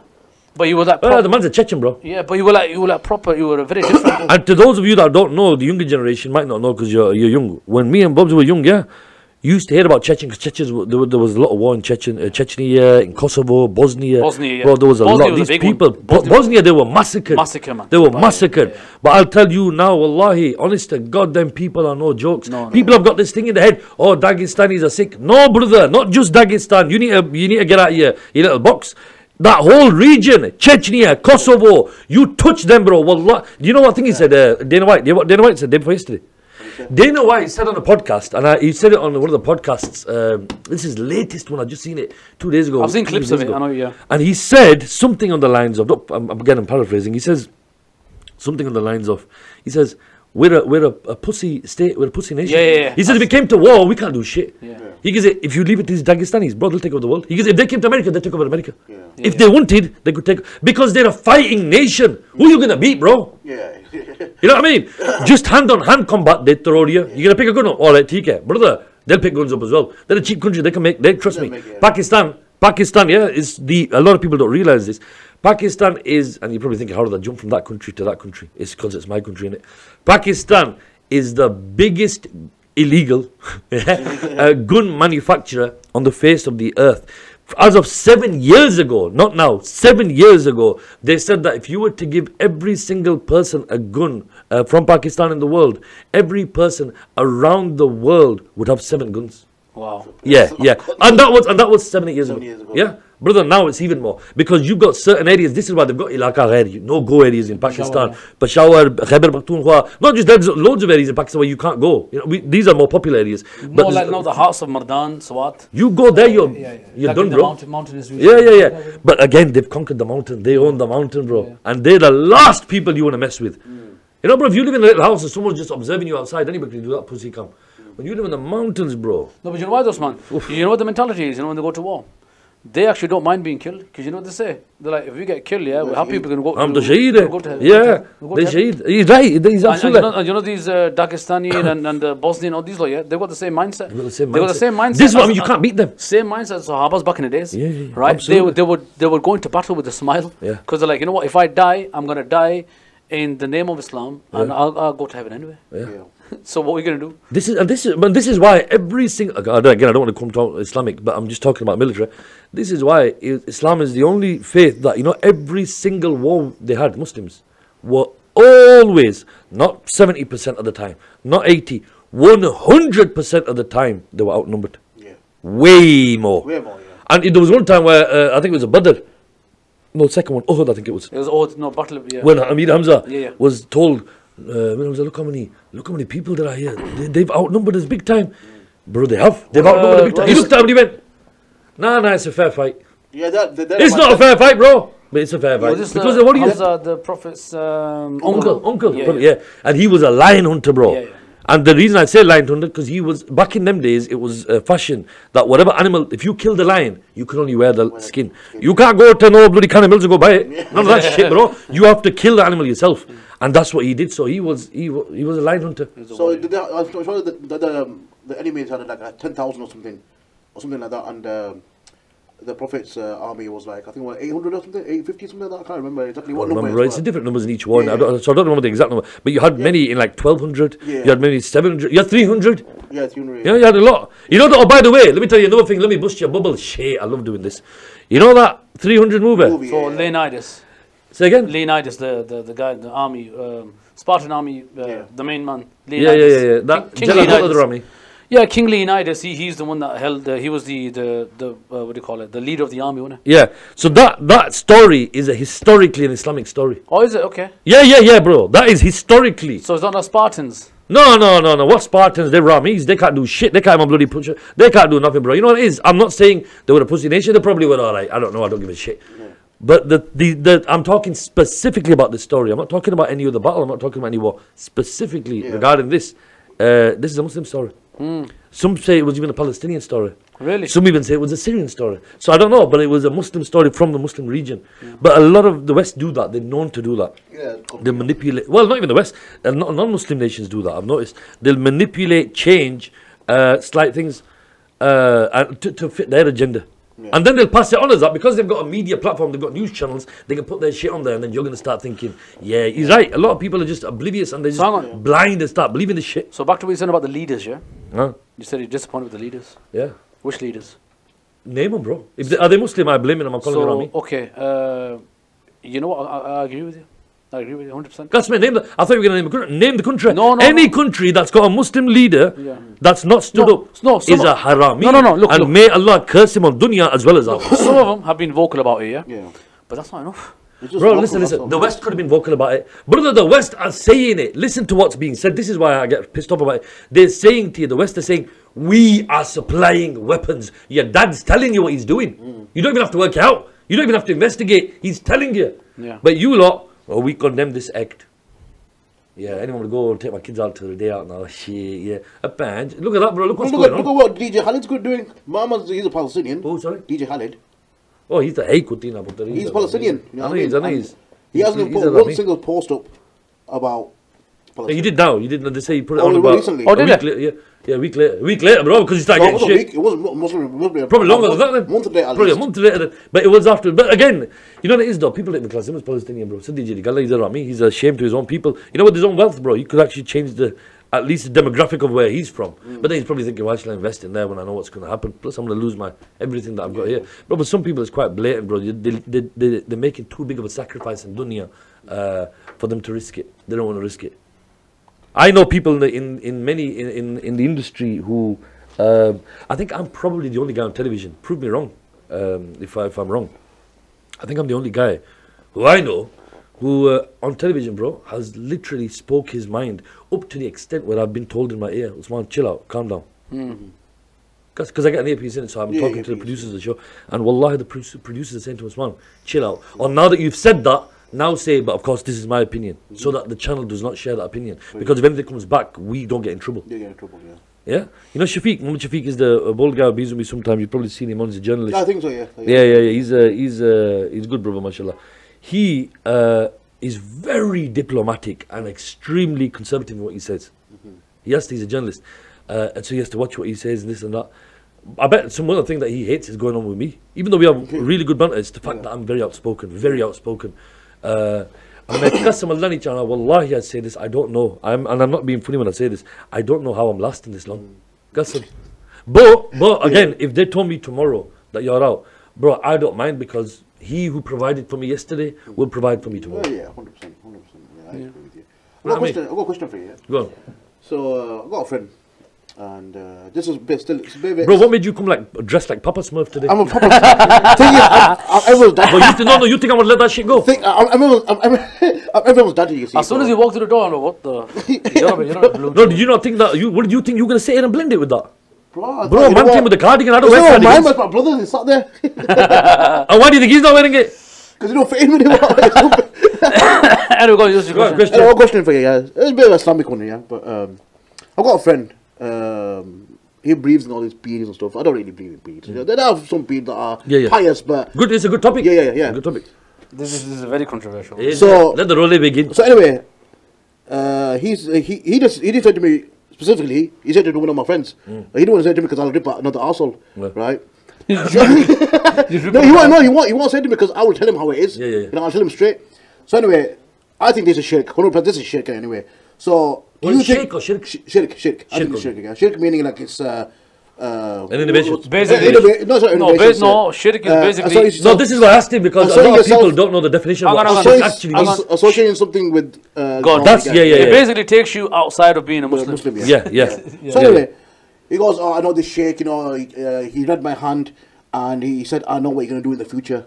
I know what sins you're gonna commit, or like I've seen the sins you have committed. You know, this is what you need to do to make you a better person." Who's your mate?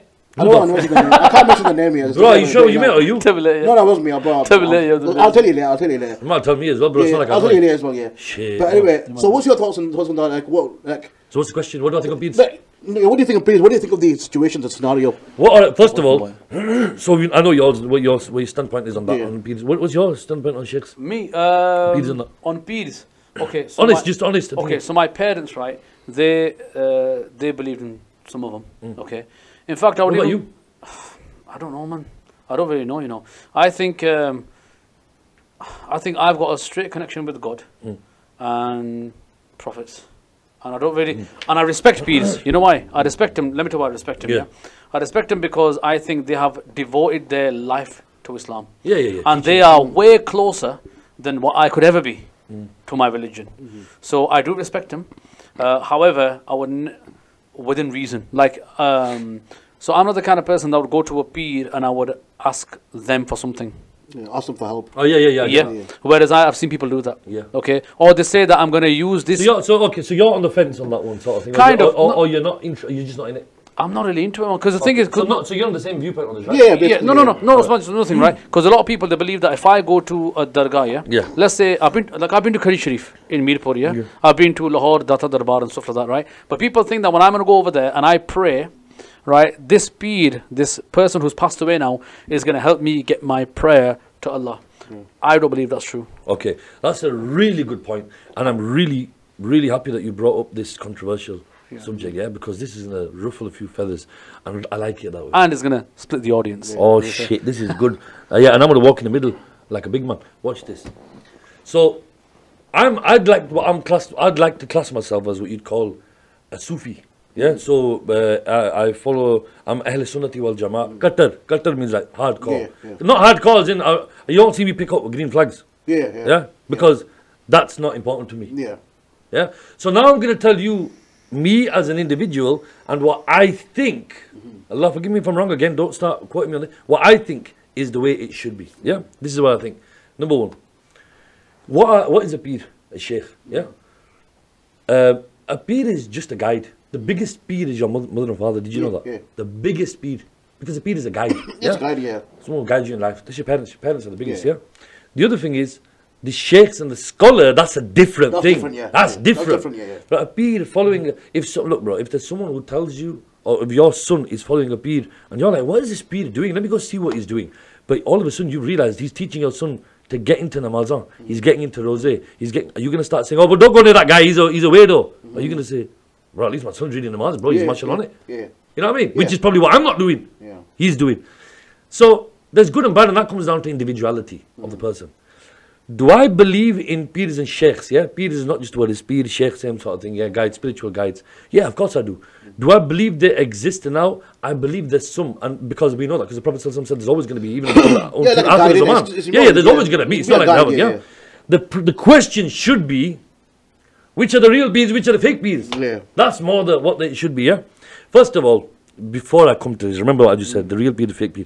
But I have to come to a point which you said, which I wanted to address. Shirk, you said. Shirk, Shirk is a very different thing, bro. A lot of people who don't believe in sheikhs, they say shirk, and they don't know the definition of shirk. Shirk means to put someone where Allah is. No one's putting a Peer where Allah is. That's the first thing. Secondly, where people say I go to my sheikh and ask my sheikh for anything, coming from a Qattar, hardcore Ahl Sunnati wal Jama'ah Sufi, hardcore, I'd say it proudly, I'm telling you now, when somebody says that, they go to a person, whatever, this and that, no.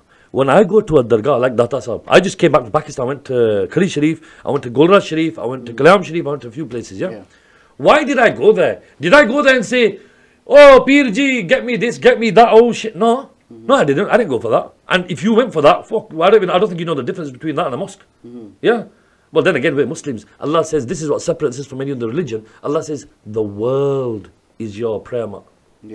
This is why, except the toilets, you can, whereas in Christianity and Judaism, you can't. But in Islam, you can literally pray anywhere on the planet, as long as there's not a place of impurities.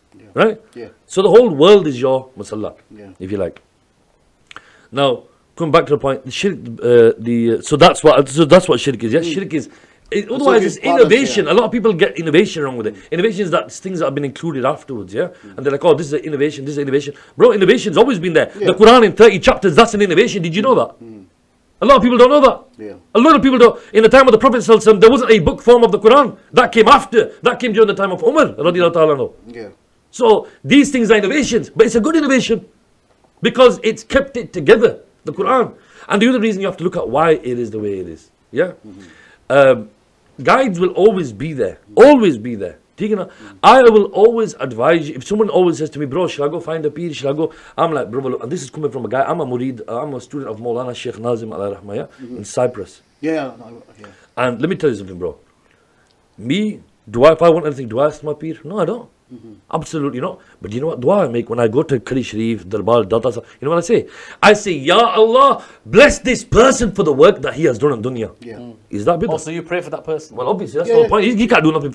Brother, Allah's going to do it for me. And again, that's coming from a Sufi, hardcore Sufi.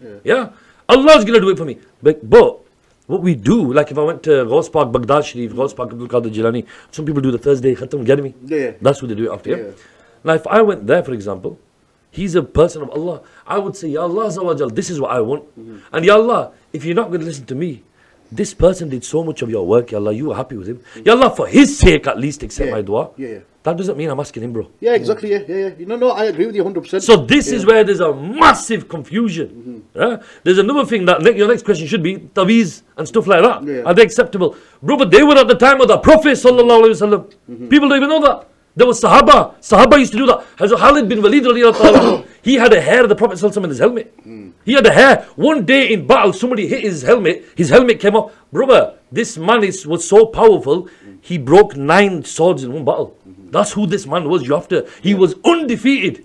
Undefeated. He said, now you have to look at the mindset of this man. He said, I get more pleasure in the battlefield than I do with a woman in bed.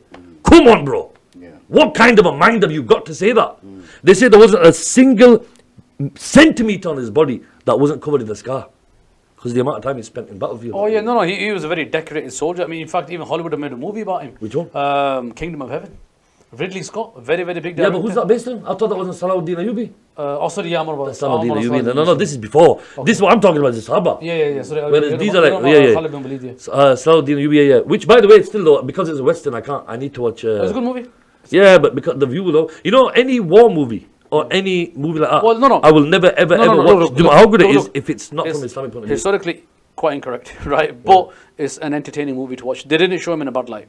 Right, but just, that's one thing I saw. Yeah, they didn't show me. But just back to what you're saying, right? I went to Qadi Sharif, right? In fact, Aiden, okay, he was quite young. You're in Pakistan, Aiden? Yeah, he went to Pakistan, right? I took him to Qadi Sharif, right? And I went there just to pay my respects because I understand that this person was. He was a big, he was a very pious individual. Yeah. Okay. Like I said, once again, way more than I'm ever going to be, and I think he was a very big point. Yeah, and I think Saif Maluk hero, bro. Well, there you go, bro. Saif Maluk, man. And he died on how many years? 100 years ago. Yeah, exactly. It's still going on. Yeah, and I think it deserves my respect. Yeah. Right? So now, because you go there, should I think that you're going there to go for shirk? Yeah, for shirk. Yeah, I don't think it is. You know what I mean? Yeah. And the other thing is, if you go there, and now sometimes I've got a habit. Yeah. It's different enough in religion. When I go to my nani, my daddy, dada's grave. Or my boys, when I go to the grave, I touch the grave. Sometimes I kiss the gravestone. Yeah. You know why? Because he was my friend. It was my auntie. It was my grandma. I loved that person. Yeah. And if they were in front of me, I would have done the same thing. Yeah. So if I'm doing that, does that mean I'm bowing? No, but also, do you think it's also to do with intention as well? Right. Brother, the entire system is based on intention. Allah says it is all based on intention. No, because the thing is, look, if I'm going to bow down to something and I'm going to actually, in my heart, believe that this is my God, then that is shirk. Yeah, but if I'm going to bow down to something in respect and kiss it if that person was actually in front of me, Allah knows best. Absolutely. Okay? Yeah. Allah knows that I am not doing this because I believe this, whoever this thing is or whatever it is my God. Yeah. I'm doing it because I love this person. Well, that leads on to another point now. Kissing hands. That's another thing. Kissing hands, yeah? Brother, kissing hands has always been there. You know that the entire Ottoman Empire did that. Pre-Ottoman. Ottoman came only at the time of Usman Ghazi. Yeah. Before him, Ertugrul, before Suleiman Shah, before the time of the Seljuks and all these. I'm talking way before. Yeah. That's traditionally, historically, and Islamically as well. Because you would kiss your teacher's hand. Yeah. That's normal. Or your Buzurg's hand. Sign of respect. So traditionally, if I came to you, bro, I do that today to my mum. To this very day, I do it. Yeah. I never say it, but to this very day when I see my mum will hug me, kiss me on my cheeks, and then I grab her hand at the end and I kiss it. And my cousins and my relatives, they're like, oh shit, this guy's going on really like he's Usman Bey. No, brother, it's not about that. Yes. Although I am. But it's not about that. Yeah. It's not about that. It's the fact that I love my mum, and if I can kiss a teacher's hand, this is the teacher's teacher as far as I'm concerned. Yeah. She's the professor, she's my mum. And my dad, same. Yeah. You know what I mean? And I'm doing that publicly. I've started doing it publicly with my dad. I'll tell you why. There's a reason for it. My dad teaches in Madani Masjid, Thornbury. My little brother teaches a Hafiz Riyan. He's a Hafiz, mashallah. And then she'll make dua, next year, not next year, next year or the year after, he's going to become a qualified alim. Inshallah. I think we need that in the youth. Yeah. I think we need that, bro. British born, alim scholars. Speak English and yeah. And understand the British society and culture. Because in order to be an effective alim, you need to know your surrounding. You need to know where you're from. And not to know the culture and everything. You need to know the culture. Yeah. This is why back in our days, bro, teachers would kick the shit out of us. Yeah. Because that's the culture they came from. Which, another thing, right? This kind of going, it's part of the topic, but a bit off the topic, right? Nothing to do with beard and that, yeah?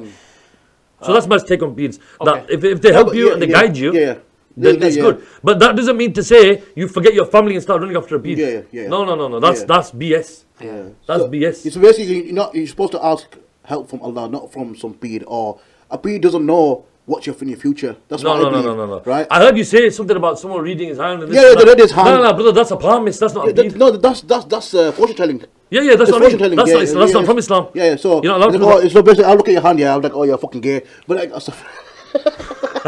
which land is that? Which land is that? It's okay, but the bedroom. It's okay. It's all right, man. It's all right. Anyway, it's the bed line. But I don't have anything against gays, yeah. But you know, coming back to peers, bro. I'll give you one. I'll tell you what. I'll give you a peer that's really controversial. Oh, which one? Chuff. Oh yeah. No, he's very. Dumba. Listen. Let me tell you something about that guy. I always get asked the question. Always. I've been to see him as well once or twice. Not because I need. I know that I'm just one of them guys. I like going to see while going, innit? And I remember, bro. And some people have asked me, "What do you think about that guy? Do you think he's right or wrong?" And I'm like, in what respect are you asking? In what capacity? Well, is he a sheikh? Is he a peer? In my opinion, no. Yeah. No, he's not. What is he then? Is he a spiritual healer? Yeah, there's no big deal in that, and I'll tell you why. Because I think you're going to finish now, isn't it? So before we kind of... Yeah, we're going to finish in the next 5 minutes. Oh, no, chill, but before we do... The thing is with him, is that he, when people say, all right, what about when he's blowing and he's doing dumb? Well, yeah, that's happened historically. That happened at your time of your great-great-granddad. Yeah. That's always happened. That's always happened. Yeah. That's happened at the time of the Sahaba. Lekin, that's not the... My concern... Do you know, by the way, people call the tasbih a bid'ah, by the way? Why? Because there's an innovation in it. What, the tasbih? Yeah. What do you mean the tasbih is a bit? You're talking about beads. You're talking about beads. Beads. Yeah, not tasbihs. Not. They say you're supposed to do it on your. Yeah. It's on the seeds. Yeah, but to be honest, that's. I mean, like for me, for example, if I'm driving, I've stopped doing it. By the way, I used to do tasbih a lot. Yeah, when I drive. Yeah, because I thought it's the only time I'll get to do it. Bro, I stopped doing it when I started feeling tired. I'm there, astaghfirullah. Bro, man's eyes are gone. Shit, he's going on the hard shoulder. I'm telling you. That's me. I'll get tired. That's not a bad thing, is it? Come on. Well, it is to die. No, but like innovation, it's not a bad innovation, is it? It's not only you're making it out to be a bad. No. That's why I didn't even carry on talking about it. No, I'm saying, I don't mind it. But but people, they really. Well, look, let's go to the first innovation. The first innovation, Hazrat Aisha radiallahu ta'ala, the Prophet's wife, the daughter of Abu Bakr as-Siddiq radiallahu ta'ala, and the greatest female scholar in Islamic history. Yeah. Such a great scholar that even the leaders, amirs who were Abu Bakr after Abu Bakr, Umar after Umar, Hazrat Uthman after Uthman, Hazrat Ali after that, they would all come to Hazrat my al-Mu'mineen, Hazrat Aisha, and seek advice. The reason they would seek advice was because she spent time with the Prophet. Yeah. She learned directly from the Prophet without any middle teacher.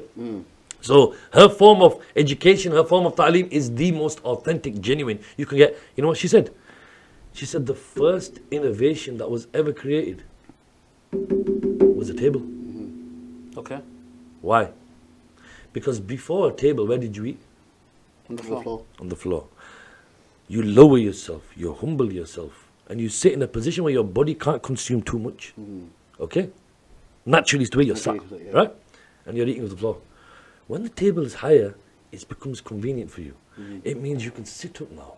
It actually means you can eat a little bit more as well, believe it or not. Yeah? You're sat there, you're munching away, you're more comfortable. After that, bro, they've got little small little stools, little cushions that you can sit on. That's just made it even more comfortable, right? And now the tables are bloody right around here as well, plus the menu is banging.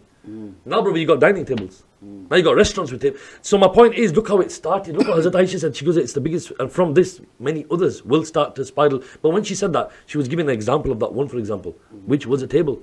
And look how I've just gone from a table to a dining table to a restaurant table in that one little segment. So there's always innovations. There's always going to be innovations. But if they're good, then that's a good thing. Yeah. If I've got a young kid here now who sees me with the tasbih, and he's never held a tasbih in his life, but he's like, bro, what do you even pray on that? I'm like, bro, I'm just astaghfirullah. Why don't you put on your fingers? Yeah, bro, because I've just got my phones in my hand and I'm doing something and I forget. At least this is easy for me to keep a time with. Yeah? All right, Tiga. Next thing you know, bro, he's gone out and bought a tasbih. Or maybe he liked mine, I gave him it. He started doing stuff. Bro, I've just got someone else on that now. So that innovation was a good one. Yeah. You know what I mean? That's the way I see it. No, that's my point as well. That's what I'm saying. That's my point as well. But a lot of people, they're actually even... I think these are the more hardcore guys, isn't it? Yeah. They're like, bro, if you got hardcore, I don't want to mention who they are. Whatever. I know men who won't sit on the same sofa as their wife because they see themselves as bigger. These are Muslims. yeah, bro. I know men who won't sit on the same car. The woman is not allowed to sit on the same sofa. That's stupid though, because Islam promotes equality. It does, but differently in their house. They've got like a 30-70 in it. Yeah, but then that's I just clicked over his yeah. No, but That's a shit division, that. no, but that kind of goes against the whole teachings of Islam and the fundamentals of Islam. Yeah, but when you say equality in Islam, No, but look, no, it's different. I know, but back in the days, right? You know, the Prophet, right? He was actually mocked because by what's his name, Sufyan. He was the leader of Makkah. The leader of Makkah, yeah. And he goes, he goes, Muhammad is promoting, you know, equality. He goes, women have rights. He goes, what the hell? Well, women have rights. He goes, what is this? Yeah. And people were shocked by that revelation. Yeah. Right. And but like you were saying, sorry. So like you're saying, there's not equal rights. Of course, there's. No, so it's different. I know people are like, you know, equality with the same. No, we're not, brother. No, we're not. We're not the same. Get that in your head. If I'm lifting 120 kg, bro, you are not lifting 120 kg. Your dad can't even carry that. Even you and your dad together can't carry that. Yeah. So no, we're not the same. However, in men, we're not the bloody same. How are we going to be the same with women? That's just one example, though. Yeah. The other thing is, men and my girl. I've got a lot of all my moderators. All my people who follow me on my team, whatever, all my team bailers, big shout out to the whole team, Usman Bey's team. We call them the bailers. Yeah. The bailers, yeah, big time. It's like ballers, but the proper real deal, innit? Big time. Anyway, shit, what was I saying? I forgot. So you were saying the equality of men and women. All right. So the equality of men and women. Can I put my feet up now? Go for it. Right. Put it up, bro. Yeah, the equality of men and women. So for example, yeah, brother, we're equal, but Islamically, a man can divorce a woman can't divorce a man. Why? Why? Because women are more emotional than men. Yeah. Brother, if a woman had a fight with you, every week she'd give you a divorce. Every week, out of anger. They say women will rule the world, bro. Half the countries won't talk to each other. Yeah. Either that or they kick off with each other. Yeah. It's not in the middle. You know what I mean? Because of the mentality of a woman. That's because of the way a woman's made. But Allah says we made them like that. Yeah. Allah says that. So and what happens? A lot of these girls take it wrong. No, you're understanding it wrong because you're letting this woke bullshit culture get to you. Just remember, before your grandparents, before your great-great-grandparents, women always existed. Women were happy. Women were businessmen. My Khadija, the wife of the Prophet, the first wife, she was one of the most successful business women in Makkah. People forget that, bro. Makkah was a thriving economy. Makkah was one of the richest places. Not, and by the way, it wasn't called Saudi Arabia. I want you to get this shitty title out of your head. Yeah, change that. Go back to what it was called. Because it's the Saud family. Saud family. Yeah, that's Saud. People don't realize that. They think, oh shit, Saudi Arabia. No. At the time of the Prophet, it wasn't called here, my Saudi Arabia. No, it was Hijaz. Hijaz is that whole land, what they called it. Understand? So start getting familiar with that. Mecca was the epicenter of like economy. It was a boosting economy, man. People come from all around the world to trade over there. And did you notice, from that day to now, yeah, there's nothing that grows there. There's no animals that fertilize around there. There's nothing there.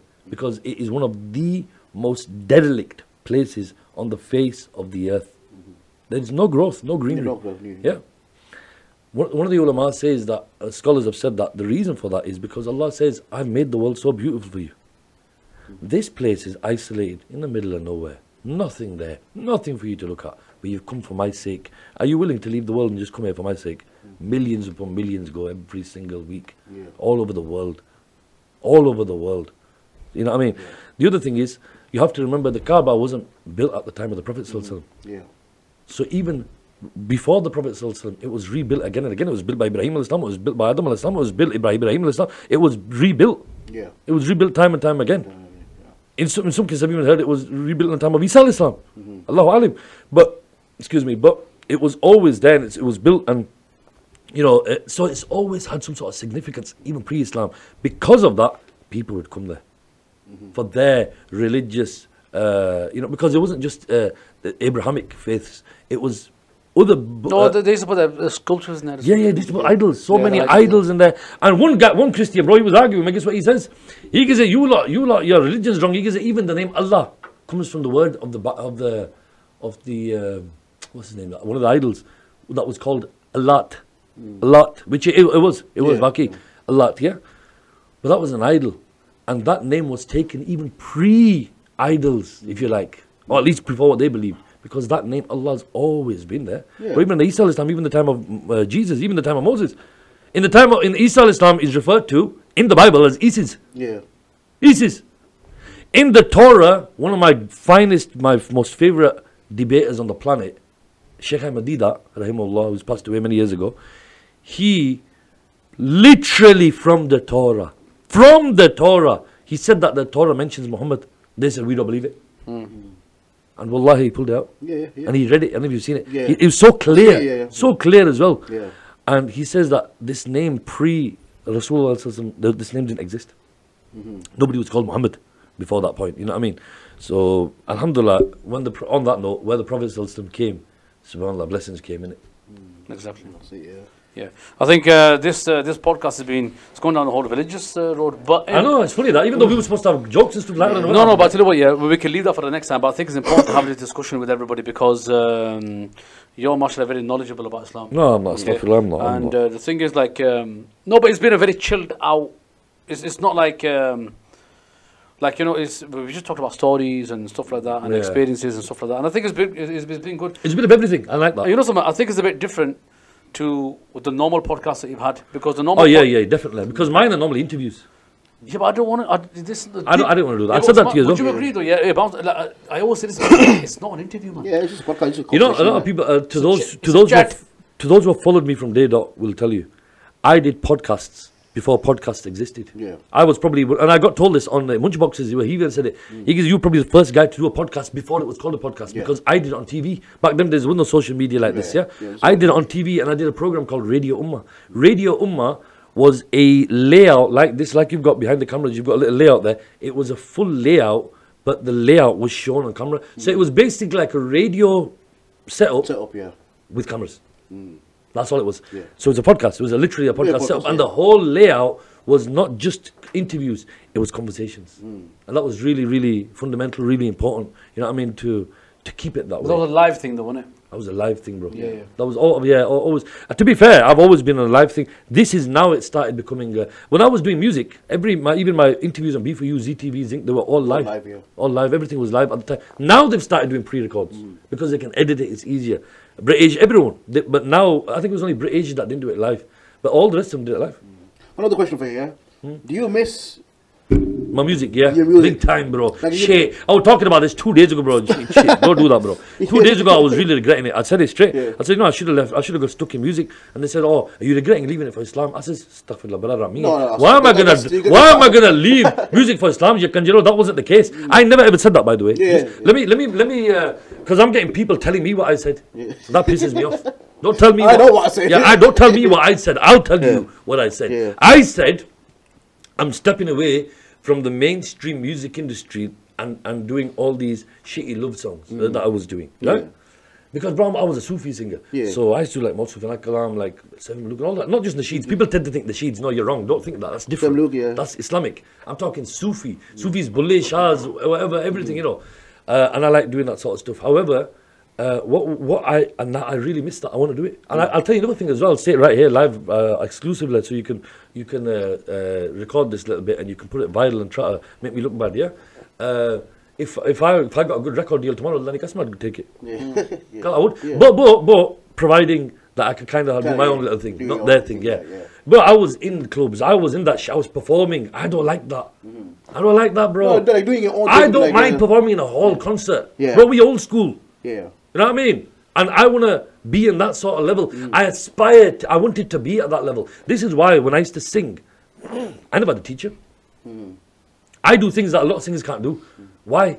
Because I had the passion, I wanted to learn. My days, I mentioned it before, Nusrat Ali Khan, all these other people. And whatever I used to listen to, flipping back in days, Bali Sagur, remember? Jule la, all that shit. And I used to listen to it and copy it and listen to it and imitate it.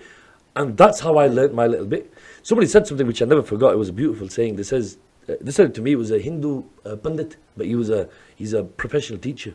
Very old man. He was so old. He was performed with Nusrat Ali Khan as a tabla player. Oh, right, And he said to me once in a gathering.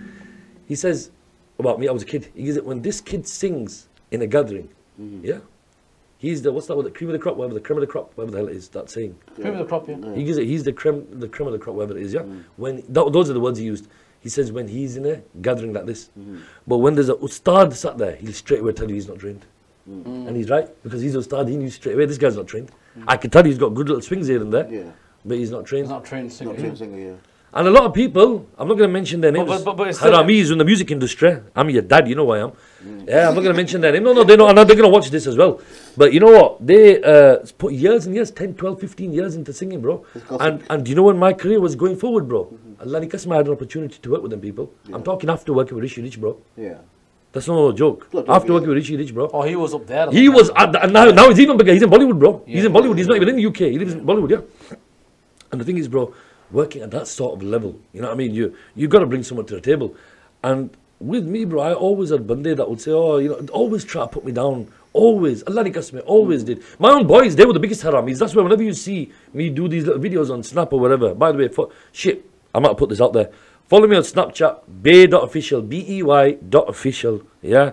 That's my Snapchat. I don't know how to use it that well. I'm still learning. Oh no! By the way, we're gonna put everything in the description below. Anyway. Is it? Yeah. You so the TikTok and everything else. My TikTok and all that is Usman Bay official. Yeah.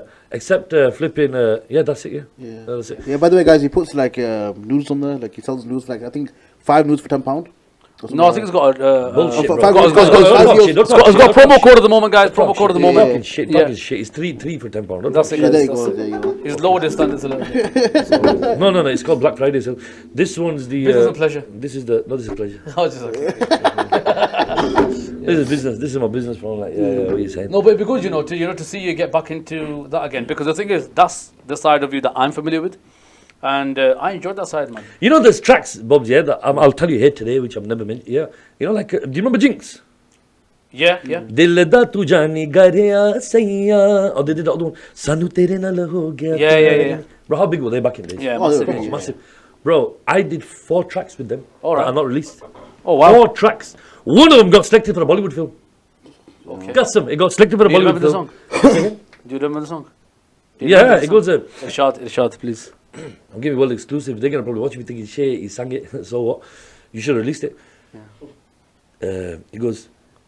तेरा इश्क इबादत मेरी मेरे मौला या मौला तेरा जिक्र मोहब्बत मेरी मेरे मौला या मौला सब कुछ तुम पे वारा है जब से तुझको देखा ऐसे तुझको चाहा है जैसे रब को चाहा तू ही मेरी प्यार की जन्नत है तू ही मेरी आखिरी हसरत है रब के बाद इन होंठों पे नाम है तुम्हारा तू ही मेरा जीवन साथी है जीने का सहारा तेरा इश्क इबादत मेरी मेरे मौला या मौला तेरा that got selected. Guys, listen, that got selected for the Imran Hashmi film, bro. Yo, that sounds.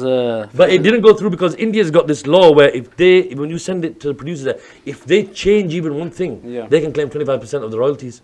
These are they want to give that or whatever. Something on them nature. I don't know, Allahu Alim, but it was something of that nature. You know, if that was in your control, I know you'd be like, fucking take it. I don't give a shit. I don't give a shit. Yeah, because get it out there. Yeah, your name goes out there, man. You know what I mean? And I don't mean it in a bad way. I mean, they were big, whatever, but bro, they were only nationally big. You would have been international, global if Bollywood released it. Oh, yeah. You know what I mean? Sometimes you have to make sacrifices. Yeah. That's the first thing. The other track, bro, I did, alhamdulillah, looking back in hindsight, I am proud of some of the things I did. Bro, I did a track with, do you remember Tupac? Tupac was with the Outlaws. Who don't know Tupac? I mean, you lot are young, but back in our days, we were when you were alive, we were listening to that shit. They know Tupac, man.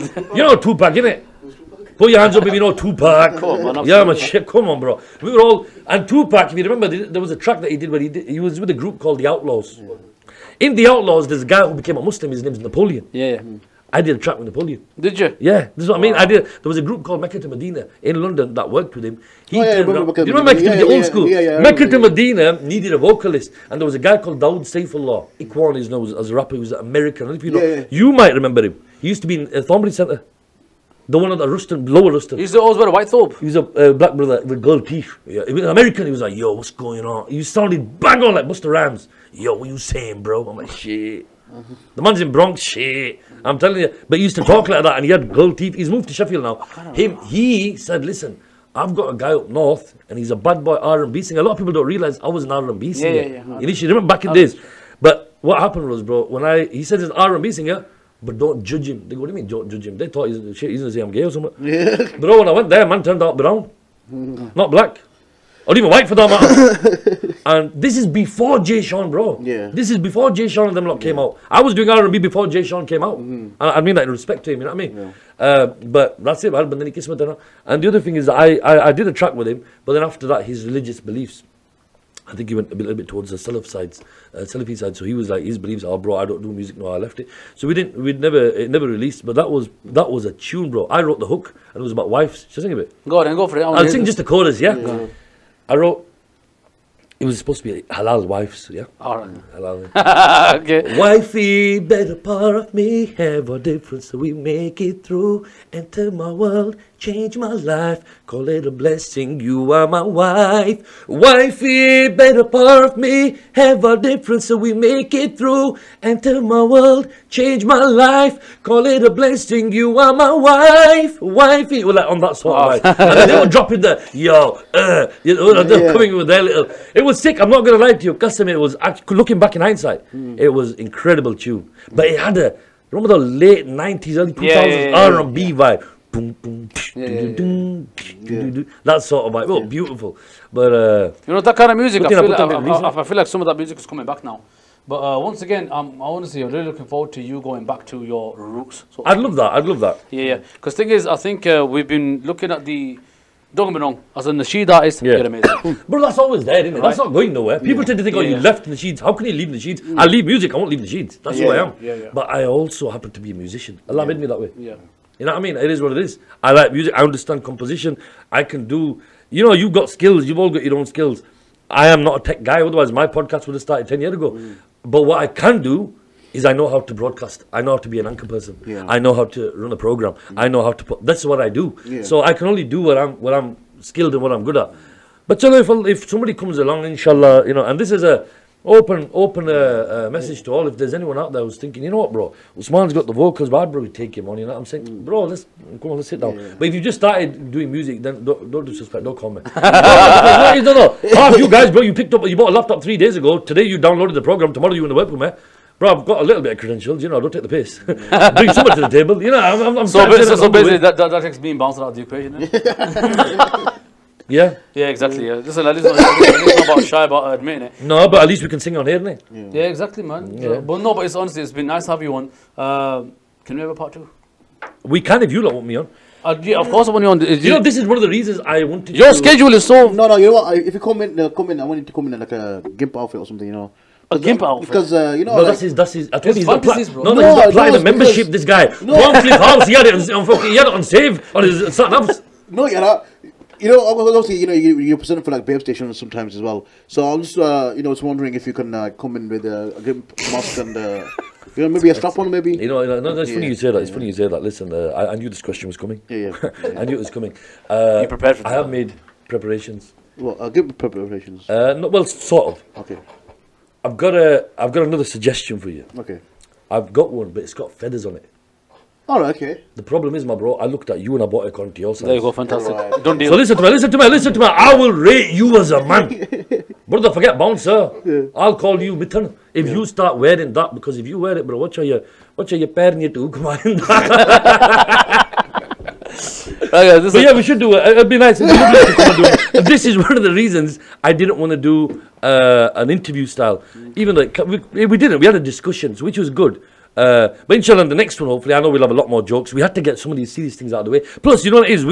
You know, when you get boys like this together, you'll always have a discussion of everything. I think we did. We discussed Islam, music, everything. You know what I mean? No, the thing is obviously, honestly, I think the next time is gonna try to make it a bit more light-hearted. Because the thing is, when we start talking about religion, then the conversation just goes on. Yeah, it does, doesn't it? It does. Right. So we can maybe move away from that, move on to something else. I do really want to discuss about what's your plans about going forward and what, because I don't think nobody's actually asked that question. No, they haven't. Which I'm gonna ask you in the next time. Which is basically, I'm sure you've got a plan of what you want to do going forward. Yeah, of course. So I want to be fair, even if I haven't, we'll plan one together, innit? Okay, that's fine, right? And you lot can get involved at home, innit? That's fine, yeah. And I want to talk about what's your plans going forward, and let's hope that, you know, it's something that you're going to be able to achieve. By the way, his mom brought some teas down, and I really thank you for that. Honestly. Oh, don't worry about it, bro. I really appreciate it. Thank you so much for that. End bit was shit. You know that. You know what? I never got to that bit. No, the end bit was shit. I kind of. You knocked that back as well. What, the tea? What do you mean I never got to that bit? You just knocked it. No, I've got a little bit left. No, brother. I've got a little bit left. Oh yeah, I did finish it. I don't know, I found Shit, it. you just drank the seeds and everything. It was nice, man. I quite enjoyed it, so I really appreciate it. Thank you very much. But guys, if you want to follow Usman's socials, we're going to put one in the description. And like I said, till next time, Inshallah. you need to come down next time. Yeah, it'll be great. You know what? Inshallah. Because you don't live in Bradford anymore, do you? That's the thing. I don't. But inshallah. But then, again, I was supposed to move here. Like I said at the beginning, I never. Something just come up and suddenly a lot of plans of mine had to change. However, I do want to come back because my parents are here. And the thing is, bro, my father's a heart patient. My mum is unwell as well. Mum's in Pakistan right now, so I was speaking to her just brief on my way here. And I think ultimately that's it. I'm the oldest child, and I need to be close to my parents as well. I've noticed, bro, everyone in your life comes and goes. Your parents are your parents. They're not going nowhere. And the only time they do leave is the time they will leave permanently. So, may we all, inshallah, better ourselves and try to spend as much time with our parents. If you've got a shit relationship, try to make it better. Everything's gradual. And yeah, man. And then the next one, I hope we have a lot more jokes, everything else. We'll have, inshallah, we will. I enjoyed it today. Yeah, no, that's fine. Thanks so much for coming on. Really appreciate it. Guys, thank you so much for watching. Really appreciate it. Yeah. And Usman, we're going to be on for a part 2. Inshallah. Thanks for taking the time to come down, man. No worries, thank you. And finally, we made it happen. We did, yeah, a few years later, yeah. Exactly. And whatever we said on the podcast, don't get hurt, guys. It's only a joke. Except the gimp outfit. I've Yeah, that's serious. That's No. And by the way, if anybody has got offended, you're pathetic. because everything that we say is just a laugh and a joke. Yeah. If you did, honestly, if you took anything to heart, anything today, honest to God, we don't give a shit. Yeah. I do not give a shit. Wallahi, I don't. And also, you need to. And if you did, and if you let me know that you did, I'm not going to lie to you. That's like that. You know when you get a zakham, yeah? Or you know when you get a watermelon, but you put a little bit of salt on top and it's like, oh shit, that different flavour. Yeah. That's what happens when I find out that it really hurt you. Yeah. No, but if anybody got offended by anything that anybody has said today, right, I really think you need to reevaluate your fucking life. We from Bradford, we a bit different. We don't do this shit. Yeah, exactly. Anyway, guys, on that note, this is Bobzybounce. This is Bobzybounce signing out.